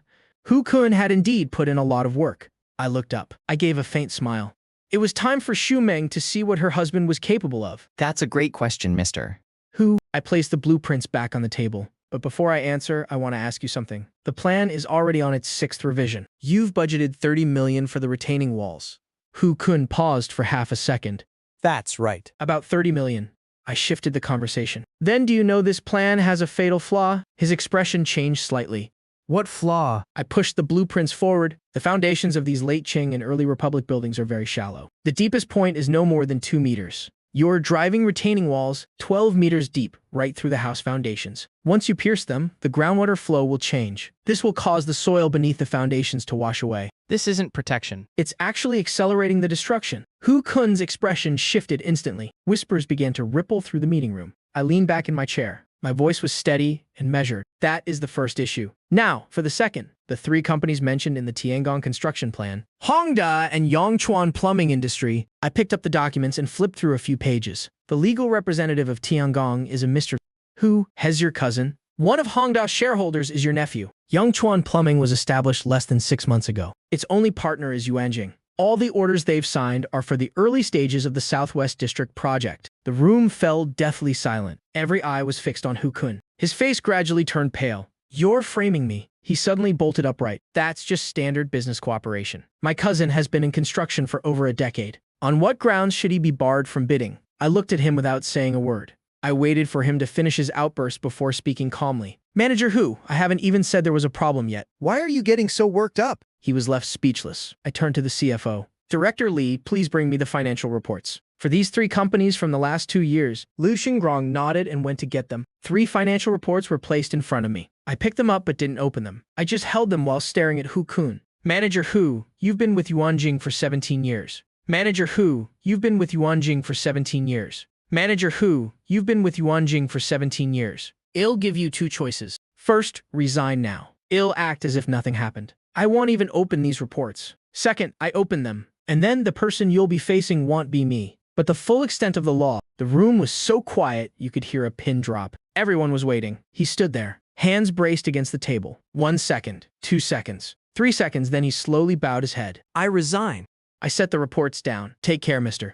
Hu. I scanned the room. No one dared to meet my eyes anymore. Let's continue the meeting. My first act as the new official was to burn Hu Kun to the ground. By that afternoon, the news had spread throughout Yuanjing. The effect was immediate. Over the next few days, The policy implementation went incredibly smoothly. Every department cooperated fully. If I needed data, I got data. If I needed people, I got people. No one dared to pass the buck. I led the team, working nonstop for a week. Finally, we produced the results. On the afternoon, the plan was finalized. I gathered the whole team. We reviewed everything from start to finish. When I finished, the room was silent for a few seconds. I don't know who started clapping first, but the applause grew louder and louder, until it echoed throughout the room. I looked at their faces, eyes bloodshot from staying up late. I smiled and told them to go home and sleep. we'll celebrate tomorrow. But no one moved. An engineer rubbed his hands together. Mr. Chen, could you explain the layout of the underground pipe system one more time? I still don't quite get it, but it feels incredibly impressive. I didn't know whether to laugh or cry. These people had worked themselves into a daze, but I knew that from that day on. The entire Yuanjing company truly respected me. I brought the plan to Liu Xingrong. He flipped through a few pages and jumped to his feet. My brother, this is brilliant.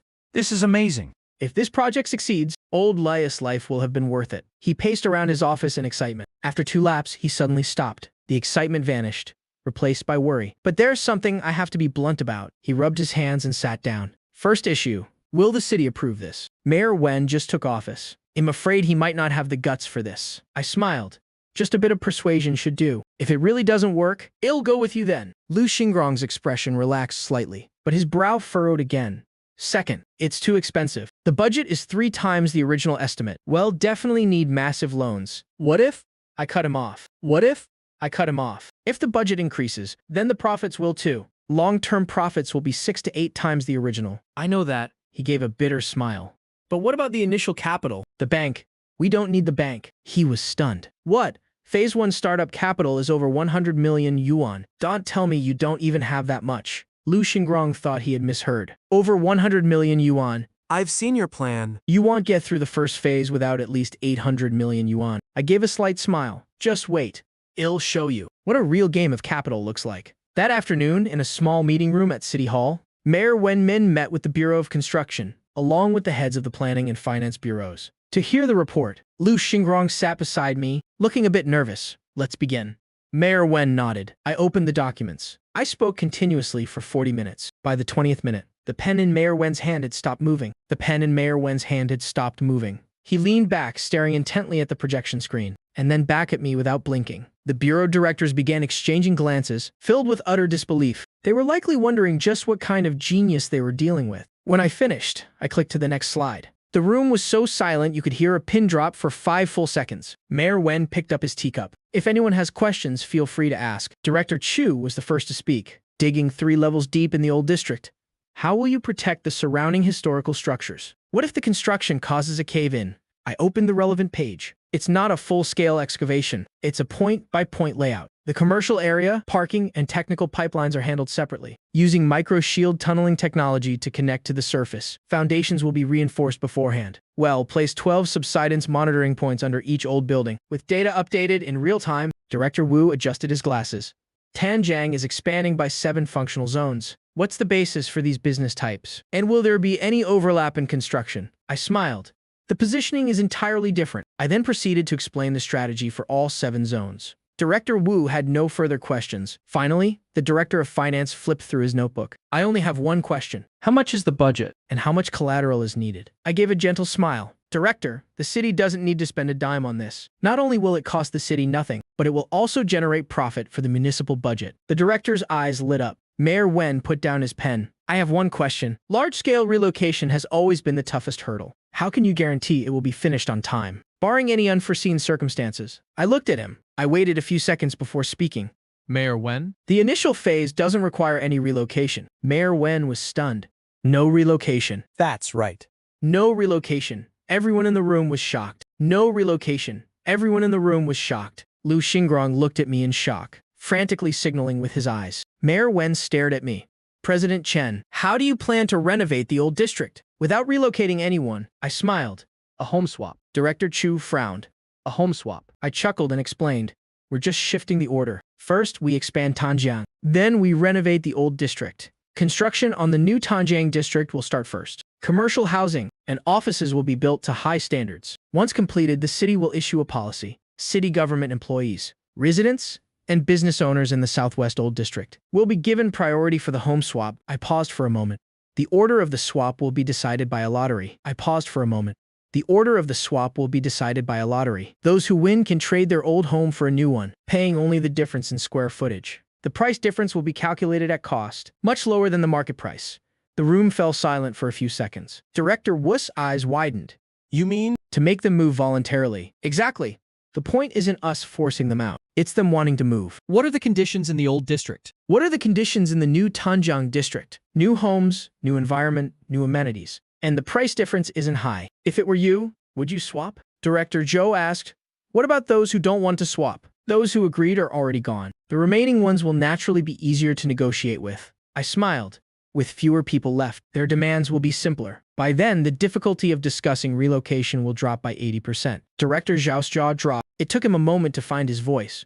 But those are government employees. They get to benefit from the policy too, right? If the officials lead the way, the citizens will see the incentive. They must be the first wave of the home swap. After I finished, I scanned the room. No one spoke. Everyone's eyes were wide, looking at me like I was some kind of monster. I understood the look in their eyes. You can actually play it this way. Mayor Wen stood up. Well, take this plan back for further study. Well, get back to you soon. He walked us downstairs, all the way to the car door. Before I got in, he reached out to shake my hand again. He raised his other hand and gave my shoulder 2 firm pats. He didn't say anything, but I understood. He didn't say anything, but I understood. The plan was approved very quickly. The teams at Yuanjing Group were restructured. The Jinglong Secret Valley project broke ground. Every day, I was busy with a million things. Reviewing blueprints, attending meetings, coordinating resources. Everything was progressing according to plan. But what I didn't expect was that this plan would expose the largest Ponzi scheme in Ninghai's history. That afternoon, my phone rang. Xu Meng's voice sounded very urgent. Something happened to Dad. I put down my pen. What's wrong? Did your brother call? The project Dad invested in was a scam. He said the people have vanished, and the money can't be recovered. Dad was so angry he's been hospitalized. I'm on my way to the hospital now. After hanging up, I called Zhu Hai directly. He let out a long sigh. It's that retirement home project, led by a retired official. They said there were internal slots, and they'd get monthly interest. For the first few months, they actually paid out. Dad was pretty happy about it. He paused for a moment. But then, a few days ago, some damn bastard came up with that home swap lottery plan, saying the city is prioritizing government employees in the old district. Hearing about the house swap sent Dad into a total panic. He already put his old house up as collateral for that project. He can't swap it anymore. He and a few others went to find that retired official. When they asked for their money back, he said it was no problem. He told them they could redeem it at any time. But when they went back 2 days ago, the man had completely vanished. The house was empty. His phone was disconnected. Even the project office was locked up tight. Shoo, Hay's voice choked up. Everyone is losing their minds over this. A huge crowd is gathered there now, calling the police. You know what Dad's temper is like? The moment he heard the money was gone, he fainted right on the spot. I fell silent for 2 seconds. I understand. I'm heading over now? I said that and hung up. I leaned back in my chair and rubbed the bridge of my nose. This whole situation is just the urban plan I created for Mayor Wen and the others. Prioritized house swaps for city officials and the Southwest Old Town District. Once the news broke, the results were unexpectedly effective. It was originally meant as a benefit for city officials, but now it's attracting residents and businesses from the Old Town too. Those people aren't stupid. Of course they want to fight for a spot. Everyone wants to get their property back from the collateral they gave that retired official, just so they can participate in the house swap program in time. They all rush to redeem their assets at once. A Ponzi scheme. The biggest fear is a mass withdrawal of funds. The money was likely embezzled a long time ago. Where would he get the cash to pay them back? It would be strange if that official didn't run away. I gently massaged my temples. My original intention was to push the project's progress forward. I didn't expect to accidentally expose such a massive scam, and now my father-in-law is caught right in the middle of it. I cleared the documents off my desk. I gave my team a few instructions, telling them to keep working. Then I stood up and headed to the hospital to see what was happening. As soon as I reached the hospital gates, I saw a massive crowd. Someone was trying to jump. From the top of the inpatient building, I looked up. A figure was barely visible on the rooftop. Their arms were waving frantically. My phone rang. Xu Meng's voice was urgent and trembling. Zhu Sheng. He has lost his mind. He wants to jump. My heart tightened. The person up there was my father-in-law. Where are you? Behind the building on the east side. Where are you? Behind the building on the east side. Where are you? Behind the building on the east side. Please, get here fast. I pushed through the crowd and ran toward the back of the building. The scene was already cordoned off with caution tape. Fire trucks and police cars filled the area. Rescue air cushions were being deployed. Shumeng was standing nearby. Her face was deathly pale. She rushed toward me the moment she saw me. Her eyes were bloodshot. We only looked away for a second, and he slipped out of the ward. 1,000,000 yuan and the house are both gone. The shock was too much for him. That's why he's doing this. I looked up. The figure on the roof had already climbed over the railing. He was standing on the very edge. Beside us, Shuhai collapsed onto the ground. My mother-in-law was being supported by 2 female officers. She was crying so hard she couldn't even stand. I looked toward a young policewoman. What's the situation right now? Are you a family member? I'm his son-in-law. My brow furrowed deeply. The subject is extremely agitated. He has a knife. That railing is severely rusted. It could collapse at any moment. Our team tried to approach, but he saw them coming. A negotiator went up, but the results aren't looking good. As soon as she finished, a scream erupted from above. I snapped my head up. Xu Zhengqi had climbed outside the railing. He was standing on the narrowest part of the ledge. Dad! Shuhai screamed. My mother-in-law's eyes rolled back, and she collapsed. Shu Meng's legs gave out. I caught her immediately. Zuisheng. She gripped me tight, tears streaming down her face. I helped her sit down nearby. Then I turned and walked straight toward the building. What are you doing? The policewoman blocked my path. I'm going up there to talk to him. You can't. It's too dangerous. I have a way. I sidestepped her and ran straight for the stairs. I bolted all the way to the top. The wind on the rooftop was howling. The negotiator was standing over 10 meters away. He held up his hands. Mr. XU. Money can be earned back. But if you lose your life, it's all over. Xu Zhengqi had his back to him. Standing on the wrong side of the railing, he swung the knife. Don't come any closer. Take one more step and I'm jumping. I walked up and tapped the negotiator's shoulder. Family. Let me handle this. He was stunned for a moment, then he slowly backed away. I took 2 steps forward and stopped. Xu Zhengqi's body trembled. He slowly turned his head. When he saw it was me, the veins in his eyes grew even redder. Are you here to laugh at me? I'm here to watch you jump. He froze. Isn't that what you want to do? I took another step forward. I'm standing right here to watch you do it. He was shaking violently. He pointed the knife directly at me. Chen Zuisheng. The reason I'm backed into a corner like this today is all because of you. I nodded. Right? It's my fault, is it? Did I force you to invest? Did I force you to mortgage your house? Did I force you to believe that scammers' lies? His mouth hung open, but no words came out. I took another step. Millions of yuan are gone, and now you don't even want your life. If you jump, will the money come back? His lips trembled. If you jump, will the money come back? His lips trembled. That was my entire life savings. So what? I cut him off. If you're dead, What happens to your wife? What happens to your son? your daughter is right down there. If you jump, she'll have to watch it happen. Have you thought about how Shez's supposed to live after that? The hand holding the knife shook. Dad, haven't you always wanted me to divorce your daughter? I slowly approached him. Well, here's your chance. You're holding a knife. Standing right here. Before you jump, stab me. Consider it your revenge. He glared at me. Don't? You hate me? I spread my arms. Do it. Since you don't want to live anyway, take me with you. Then all our debts will be settled. You think I want? He swung the knife wildly. Screams erupted from the crowd below. I didn't flinch. I looked him straight in the eye.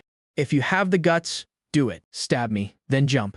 At least you'll have company in the afterlife. Xu Zhengqi's knife froze in midair. His arm was shaking uncontrollably. I took another step. I was only 3 meters away now. The rescue cushion was already inflated. It was bright orange. From up here, it looked like a tiny band-aid. Dad. I lowered my voice. Your daughter is right down there. Listen. You can hear her calling for you. Xu Meng's cries drifted up through the wind. Xu Zhengqi's arm shook even harder. Tears spilled from his eyes. Have you thought about it? I stared at him. If you die, and Qian Qian asks where her grandpa went. What am I supposed to tell her? Should I tell her her grandpa got scammed, lost his mind, and jumped off a building? Shez's only 5 years old. That will haunt her for the rest of her life. His knife slowly lowered. At that exact moment, the railing let out a sharp crack. A rusted section snapped completely. He lost his balance and stumbled. Without hesitation, I lunged forward. My left hand grabbed the wrist holding the knife. My right arm wrapped around his waist, pulling him down. I used every ounce of strength to throw myself backward. Both of us tumbled off the ledge. The wind roared in my ears. Countless screams rose from below. Then a heavy thud. Everything went black for a moment. I don't know how much time passed. I opened my eyes. The orange rescue cushion was right beneath me. Beside me, Xu Zhengqi was lying on his back, staring blankly at the sky. He wasn't moving. Someone help me up. Sir, are you okay? Are you hurt anywhere? I didn't answer. I looked down at my left arm. Blood was streaming down it. The moment I grabbed him, the knife caught me. He hadn't fully let go of it yet. Zuisheng.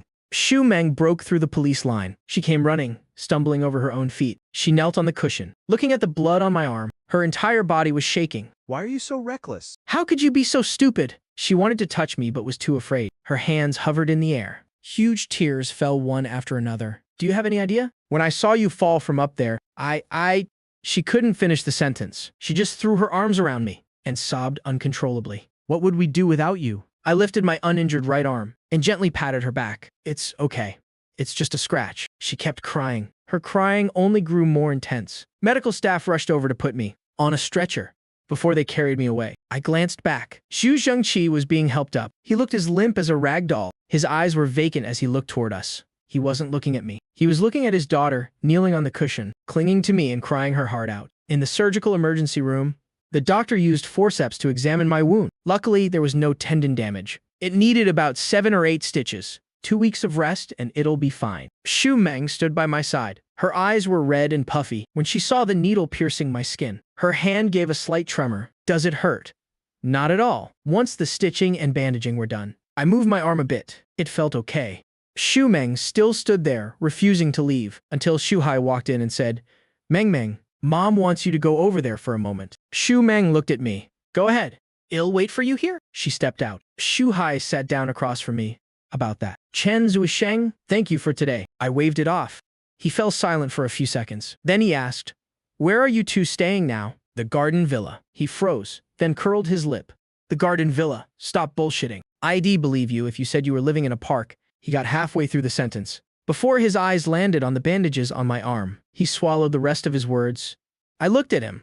A wife follows her husband, for better or for worse. If your sister is willing to stay in a park with me, what business is it of yours? He was choked up, unable to find a comeback. He stood up to leave but turned back at the door. Mom told me to tell you, now that the house is gone and the money is all spent, even if you wanted to come back, you can't. You're on your own now. I nodded.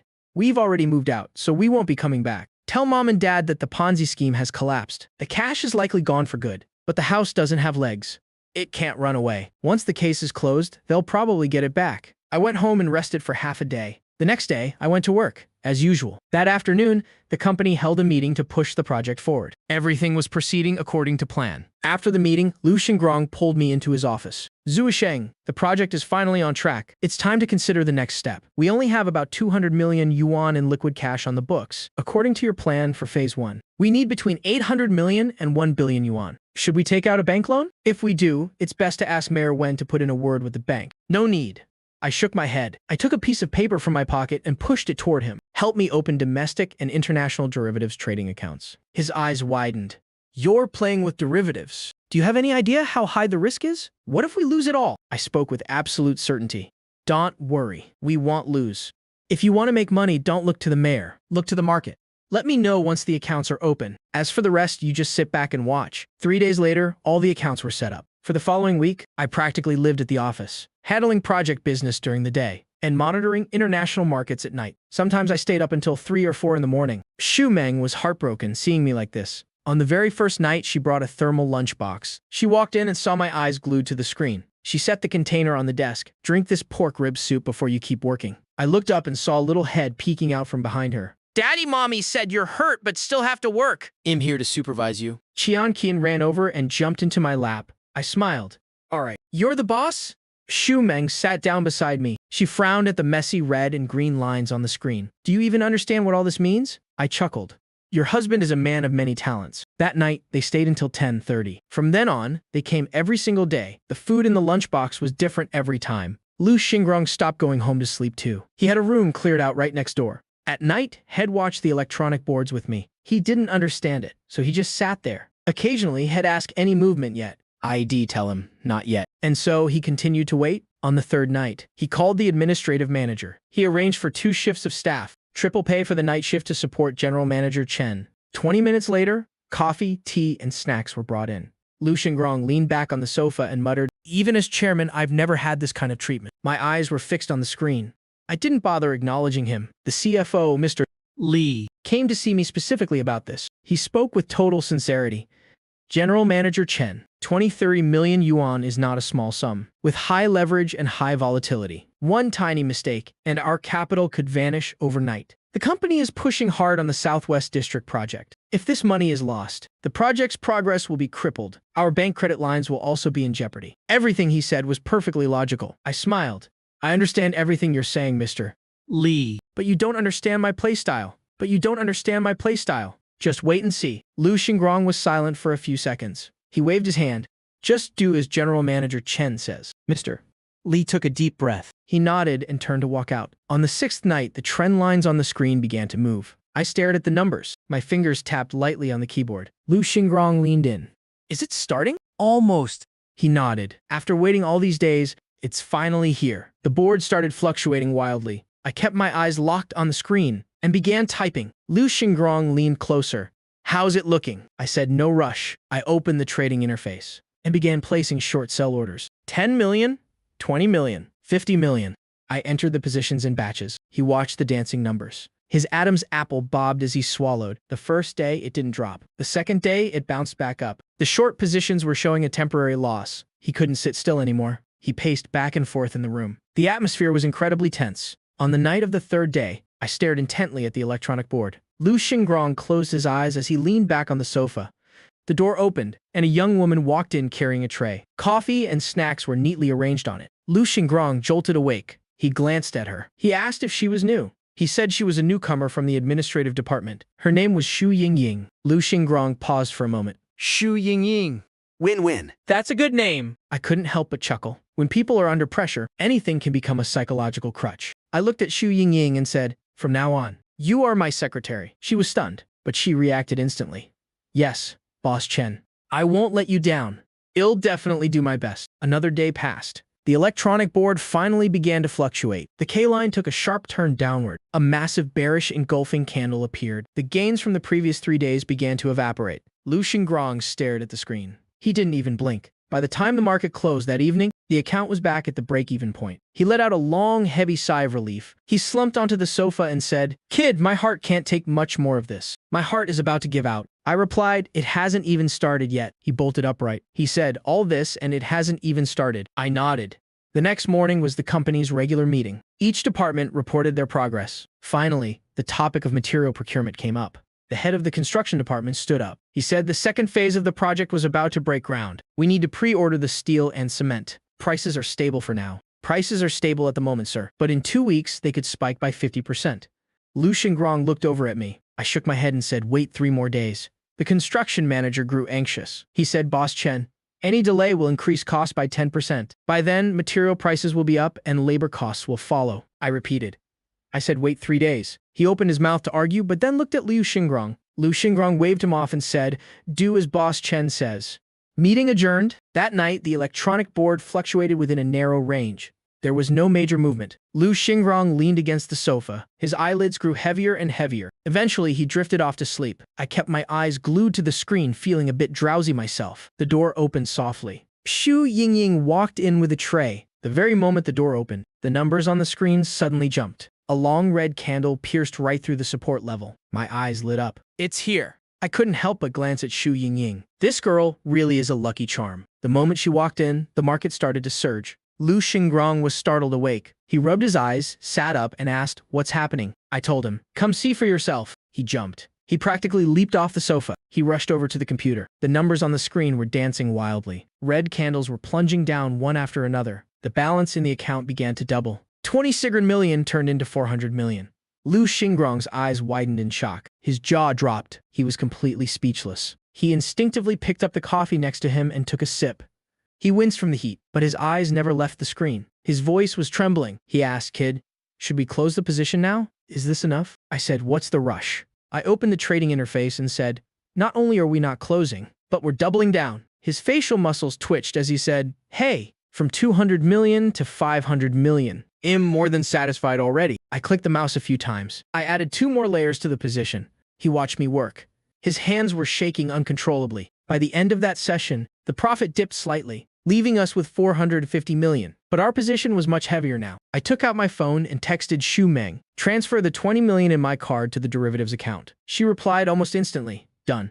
Please be careful. I smiled and set the phone aside. The following day, Lu Xingrong spent the whole day acting like he'd lost his soul. He struggled to wait until 8 p.m., then 9, then 10. Before the session even opened, the board began to react. During the pre-market matching phase, the price gapped down significantly. Then it went into a freefall. Lu Xingrong stared intensely at the screen. He was pinned to his seat. He didn't move an inch. I opened the account. The profit was at 17 billion. He swallowed hard and asked, "Brother, you're still not closing." I said, "Not yet." He asked, "How low will it go?" I looked at the screen and said, "Into the negatives." His legs went weak. He nearly slid right off his chair. He braced himself against the desk. Steadying himself, he gasped, "Negative." "Brother, are you for real?" I told him I was serious. He gripped the table and slowly sat back down. He didn't say another word. He just kept his eyes glued to the screen. In the early hours of the morning, the price approached 0. I began buying back to cover the positions in stages. I liquidated part of the short orders to lock in the profits. The rest was waiting for the final blow. At 3:17 a.m., the price hit 0. Lu Xingrong suddenly bolted upright. My fingers flew across the keyboard. The final batch of short orders was closed. The number on the screen stopped at 23 billion. Lu Xingrong collapsed back into his chair. He was panting heavily. I opened another account. Xu Meng's 20 million had now turned into over 300 million. It wasn't over yet. At 3:20 a.m., the price continued its plunge. Finally, it settled at negative $37.63. Lu Xingrong stared blankly at that number. He slowly turned to look at me. His gaze was like he was looking at a monster. He said, "Kid, should I just bow down to you right now?" I burst out laughing, while he remained in a daze. 23 billion. Good God. He jumped up and grabbed my hand. "Brother, why the hell am I still doing real estate? Let's just become professional derivatives traders together." After a sleepless night, the domestic derivatives market opened at 9 a.m., with the international market crashing last night. The morning session here was guaranteed to follow suit. This was the opportunity I needed. I opened the trading interface and started placing orders. Rebar, hot-rolled coils, glass, cement, anything the project needed. The bid prices were set ridiculously low. In the other account, I had already closed out the short positions. Near the $0 mark, I flipped my strategy and went long on crude oil. Right now, oil was still under $10. It was cheaper than bottled water, but I knew that before long, the conflict in the north would push oil prices up to $130. Buying now was like picking up free money. I didn't leave Lu Xingrong's account idle either. I took 1 billion out of the 23 billion. And bit by bit, I opened long positions. Crude oil, copper, rubber. I bought a little of everything available. At 9:30, the first batch of orders was filled. 10:00, the second batch. 11:00, the third. Watching the transaction log scroll continuously on the screen, the corner of my mouth curled up. That's enough. 2 p.m. management meeting. I walked into the conference room. Everyone was already there. Lu Xingrong sat at the head of the table. His face was beaming. CEO Chen is here. Have a seat. Have a seat. I sat down. I scanned the room. The CFO, Manager Li from the construction department, the marketing director, and several VPs were all present. Lu Xingrong cleared his throat and got straight to the point. The funding for Phase 1 is secured. Everyone looked at each other in confusion. Lu Xingrong pointed at me. Guess what? How much did CEO Chen make for the company last night? He held up 2 fingers. He increased it several times over. He signaled 23, as in 23 billion. From 200 million in capital. He made 23 billion last night. The entire room erupted into chaos. CFO Li bolted upright from his chair. The chair was pushed back violently. He stared at me with wide eyes. His mouth was open, but no words came out. I waved my hand. Manager Li, please sit down. I addressed everyone. The market was just in a strong trend. It was just perfect timing. Lu Xingrong laughed loudly. He had completely lost his usual composure. Did you all see the news? Crude oil prices went negative yesterday. Who could just happen to catch an opportunity like that? I certainly don't have that kind of luck, but it doesn't matter. CEO Chen does. He has the skill to seize this fortune. He leaned his hands on the table and stood up. This is great. Phase 1 funding is ready. Phase 2 won't be an issue either. We can now go all in on the Southwest District project. Thunderous applause filled the room. Lu Xingrong waited for the clapping to die down. Then he dropped another bombshell. To everyone in the company, including the cleaning staff, everyone gets an 8,000 yuan bonus. And for those working overtime lately, your overtime pay will be doubled. It was after 4 p.m. Xu Meng brought in a thermos and gave me some soup. I noticed her expression was a bit strange. I asked her what was wrong. I think I just saw my brother. Shuhai. Yeah. Right there in the first floor lobby. As the elevator doors were closing, I saw someone who looked exactly like him. I think he saw me too, but he didn't come up. I said he was probably here for business. Lately, many companies have been coming by looking for contracts. I called the sales manager. I told him to check on it. A few minutes later, the phone rang. CEO Chen. I found him. A manager named Shu was just here, but their company hasn't received any orders yet. CEO Chen, should I arrange something for them? I smiled. If there's a suitable spot, you can set something up. That company has some ties to our shareholders, but no need for special treatment. Just follow the standard procedure. Understood. I hung up. Shu Meng looked at me. Did you arrange something for them? It was no trouble at all, but I didn't expect that this simple gesture would end up causing me trouble. I got home around dusk. As soon as I walked in, I saw Shu Meng sitting on the sofa. Her eyes were red and puffy. It was obvious she had just been crying. My heart tightened. What's wrong, honey? She shook her head and said nothing. Qian Qian ran over and hugged her. Mommy's crying.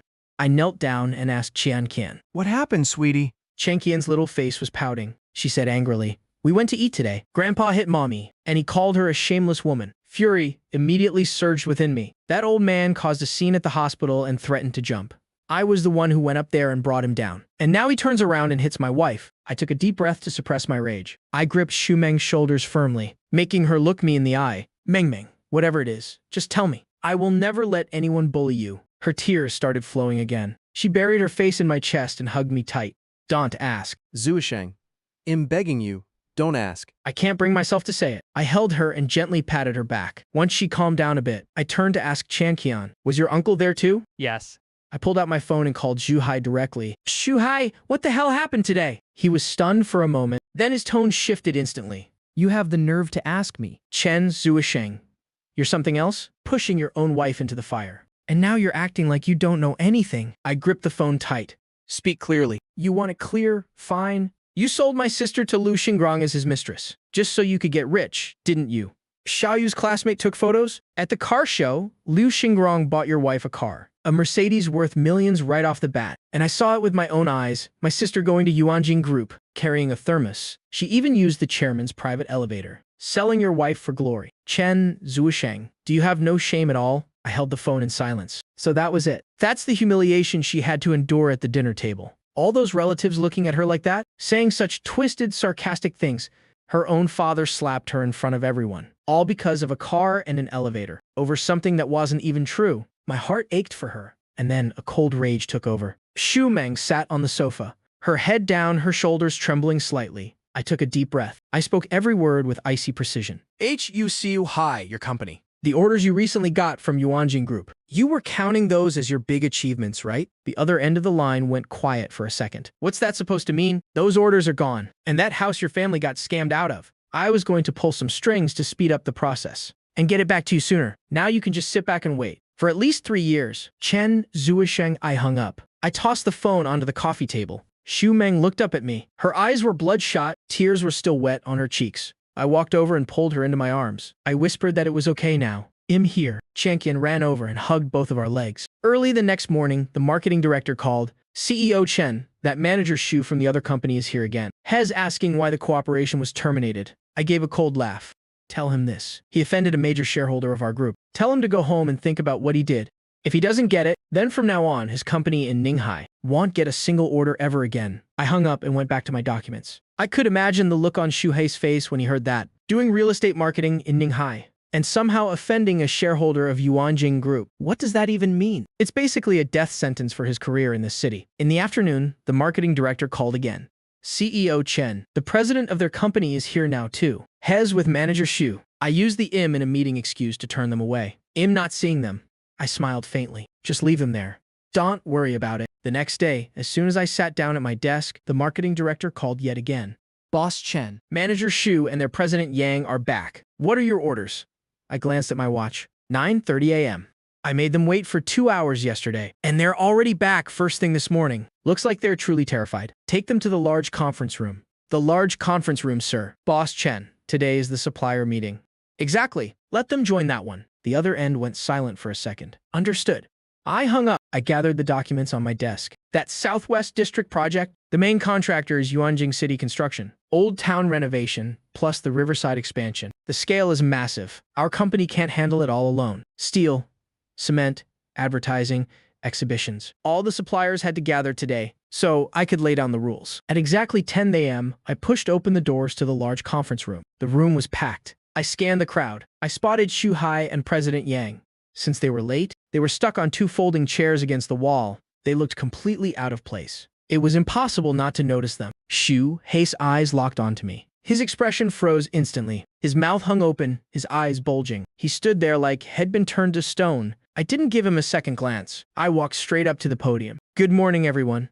Allow me to introduce myself. My name is Chen Zuisheng. I am the new CEO of Yuanjing Group. Whispers broke out among the crowd. People started exchanging looks of surprise. I invited you all here today because of the Southwest District project, the Old Town renovation, the Tanjiang expansion. I don't need to tell you how massive it is. Everyone sitting here, over the next 3 years, will get a share of the profits from this project. But there's one thing. My voice dropped. All suppliers must operate in unison. Unified action. Material standards. Construction schedules and inspection processes, everything must follow the plan exactly. Anyone who messes up is out. I scanned the room. Yuanjing takes the lion's share. And you get the rest. But how that's divided? It's up to me. The audience was silent for a few seconds. Then someone spoke up. Don't worry, President Chen. Well, definitely cooperate. Just give the word, President Chen. Well, follow your lead. The chatter died down. But excitement was written all over their faces. Back in the office, I hadn't even been sitting for 10 minutes. When Xu Yingying called, President Chen, President Yang, and Manager Xu are here to see you. Send them in. The door opened and a beaming President Yang walked in. He reached out for a handshake immediately. Ah, President Chen, when I met you at the company last time, I knew you had an extraordinary aura. I didn't expect that in such a short time. You'd become the CEO of Yuanjing. Truly young and talented. I gave his hand a light squeeze. You're too kind, President Yang. Tu Hei followed behind and stood at the doorway. He was stuck, unable to move forward or retreat. I didn't even spare him a single glance. Xu Yingying brew a cup of tea for Director Yang. Xu Yingying gave a quick acknowledgement. She brought over a cup of tea and placed it right in front of Director Yang. Tu Hei stood there, frozen like a statue. His expression shifted constantly, turning from flushed red to deathly pale. There was no tea served for him. Director Yang's eyes darted around. A shrewd man of the world like him could obviously tell there was bad blood between Tu Hei and me. But he also knew that Tu Hei and I were related. So there were things he couldn't just say out loud. I cut straight to the chase. Director Yang, you're here to secure a project, aren't you? He froze for a moment. I pointed directly at Tu Hei. If his situation isn't dealt with, your company won't be getting a single project. Tu Hei's face twisted in shock. Director Yang hurriedly rushed over to pull him aside. Xiao Tu. He grabbed Tu Hei by the arm. Come on now. Whatever the issue is, we can talk it through. If you've done something wrong, just apologize to President Chen, and we can move past this. Tu Hei was seething with rage. His face was completely drained of color. Director Yang looked at him, then back at me. Then he spoke up. President Chen, how about I let you two talk things over first? I'll wait outside. He pushed the door open and stepped out. Only Tu Hei and I remained in the room. I leaned back against the sofa and stared at him. Tu Hei, do you have any idea which shareholder of the Vision Group you've managed to offend? He looked dazed for a moment. I told him it wasn't me. To me, you're a nobody. The person you offended is my wife, your sister, Xu Meng. She is currently one of the shareholders of Yuanjing Group. Xu Hei's eyes widened. How is that possible? I gave a cold snort. I told you I lived in a garden villa, and you didn't believe me. I told you your sister was a shareholder, and you didn't believe that either. So what did you see in that meeting room just now? And what are you seeing right now? Standing here. His Adam's apple bobbed as he swallowed hard. I picked up my phone. Should I call Chairman Liu? Let him tell you himself, who attended the last Yuanjing Group shareholders meeting. Xu Hai was completely catatonic, standing before me. He looked like a piece of wood struck by lightning. That evening, after Chan Qian fell asleep, Xu Meng finished her shower and crawled into bed, hugging me tightly. I wrapped my arms around her. We were silent for a moment. She whispered, Zuisheng, thank you. She didn't say what for. She just rested her head on my chest. Sometimes, looking back, it all feels like a dream. Our family being like this. Qian Qian is healthy again. Business is going well. And we have such a nice place to live. She paused for a moment. It's just, thinking back to our wedding makes me a little sad. It was so simple. No one from your family came, and my parents were like that. We didn't even have a proper ceremony. She buried her face in my chest.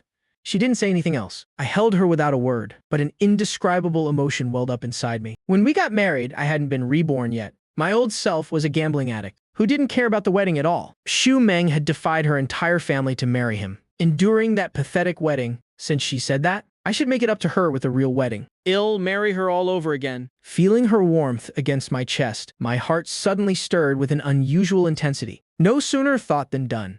The next day was Sunday. I woke up very early. Xu Meng was still asleep. I gently kissed her forehead and headed straight to Ninghai's oldest jewelry store, a place specializing in custom designs. After hearing my request, the manager brought out a box. Mr. Chen, You're in luck. We just received a flawless 5-carat D-color diamond. Its cut and fire are absolutely perfect. Inside was a raw diamond. Under the lights, it looked as pure as a condensed drop of water. This stone is extraordinary. We just haven't found a client worthy of it yet. If you agree, well, begin crafting it immediately. How long will it take to make it here? About 3 hours, sir. I nodded. Do it. 2 hours later, a perfect round diamond sat on a black velvet cloth. Every facet reflected tiny sparks of light, like holding a star in the palm of my hand. When I got home, Su-meng had just woken up. She was wandering the living room in her pajamas. Qian was lying on the sofa drawing. I walked over to her side, dropped to one knee, and pulled out the ring box. Su-meng froze. The last wedding doesn't count. This time, it's me. Chen Zuisheng wants to marry you. She covered her mouth. Tears instantly welled up. She was speechless, only able to nod. Nodding frantically, Qian jumped off the sofa and rushed over. Mommy's crying. Daddy's bullying mommy. Su-meng laughed through her tears. Hez not bullying me. She choked up, unable to continue. She just hugged me tightly. I gently slid the ring onto her ring finger. It was a perfect fit.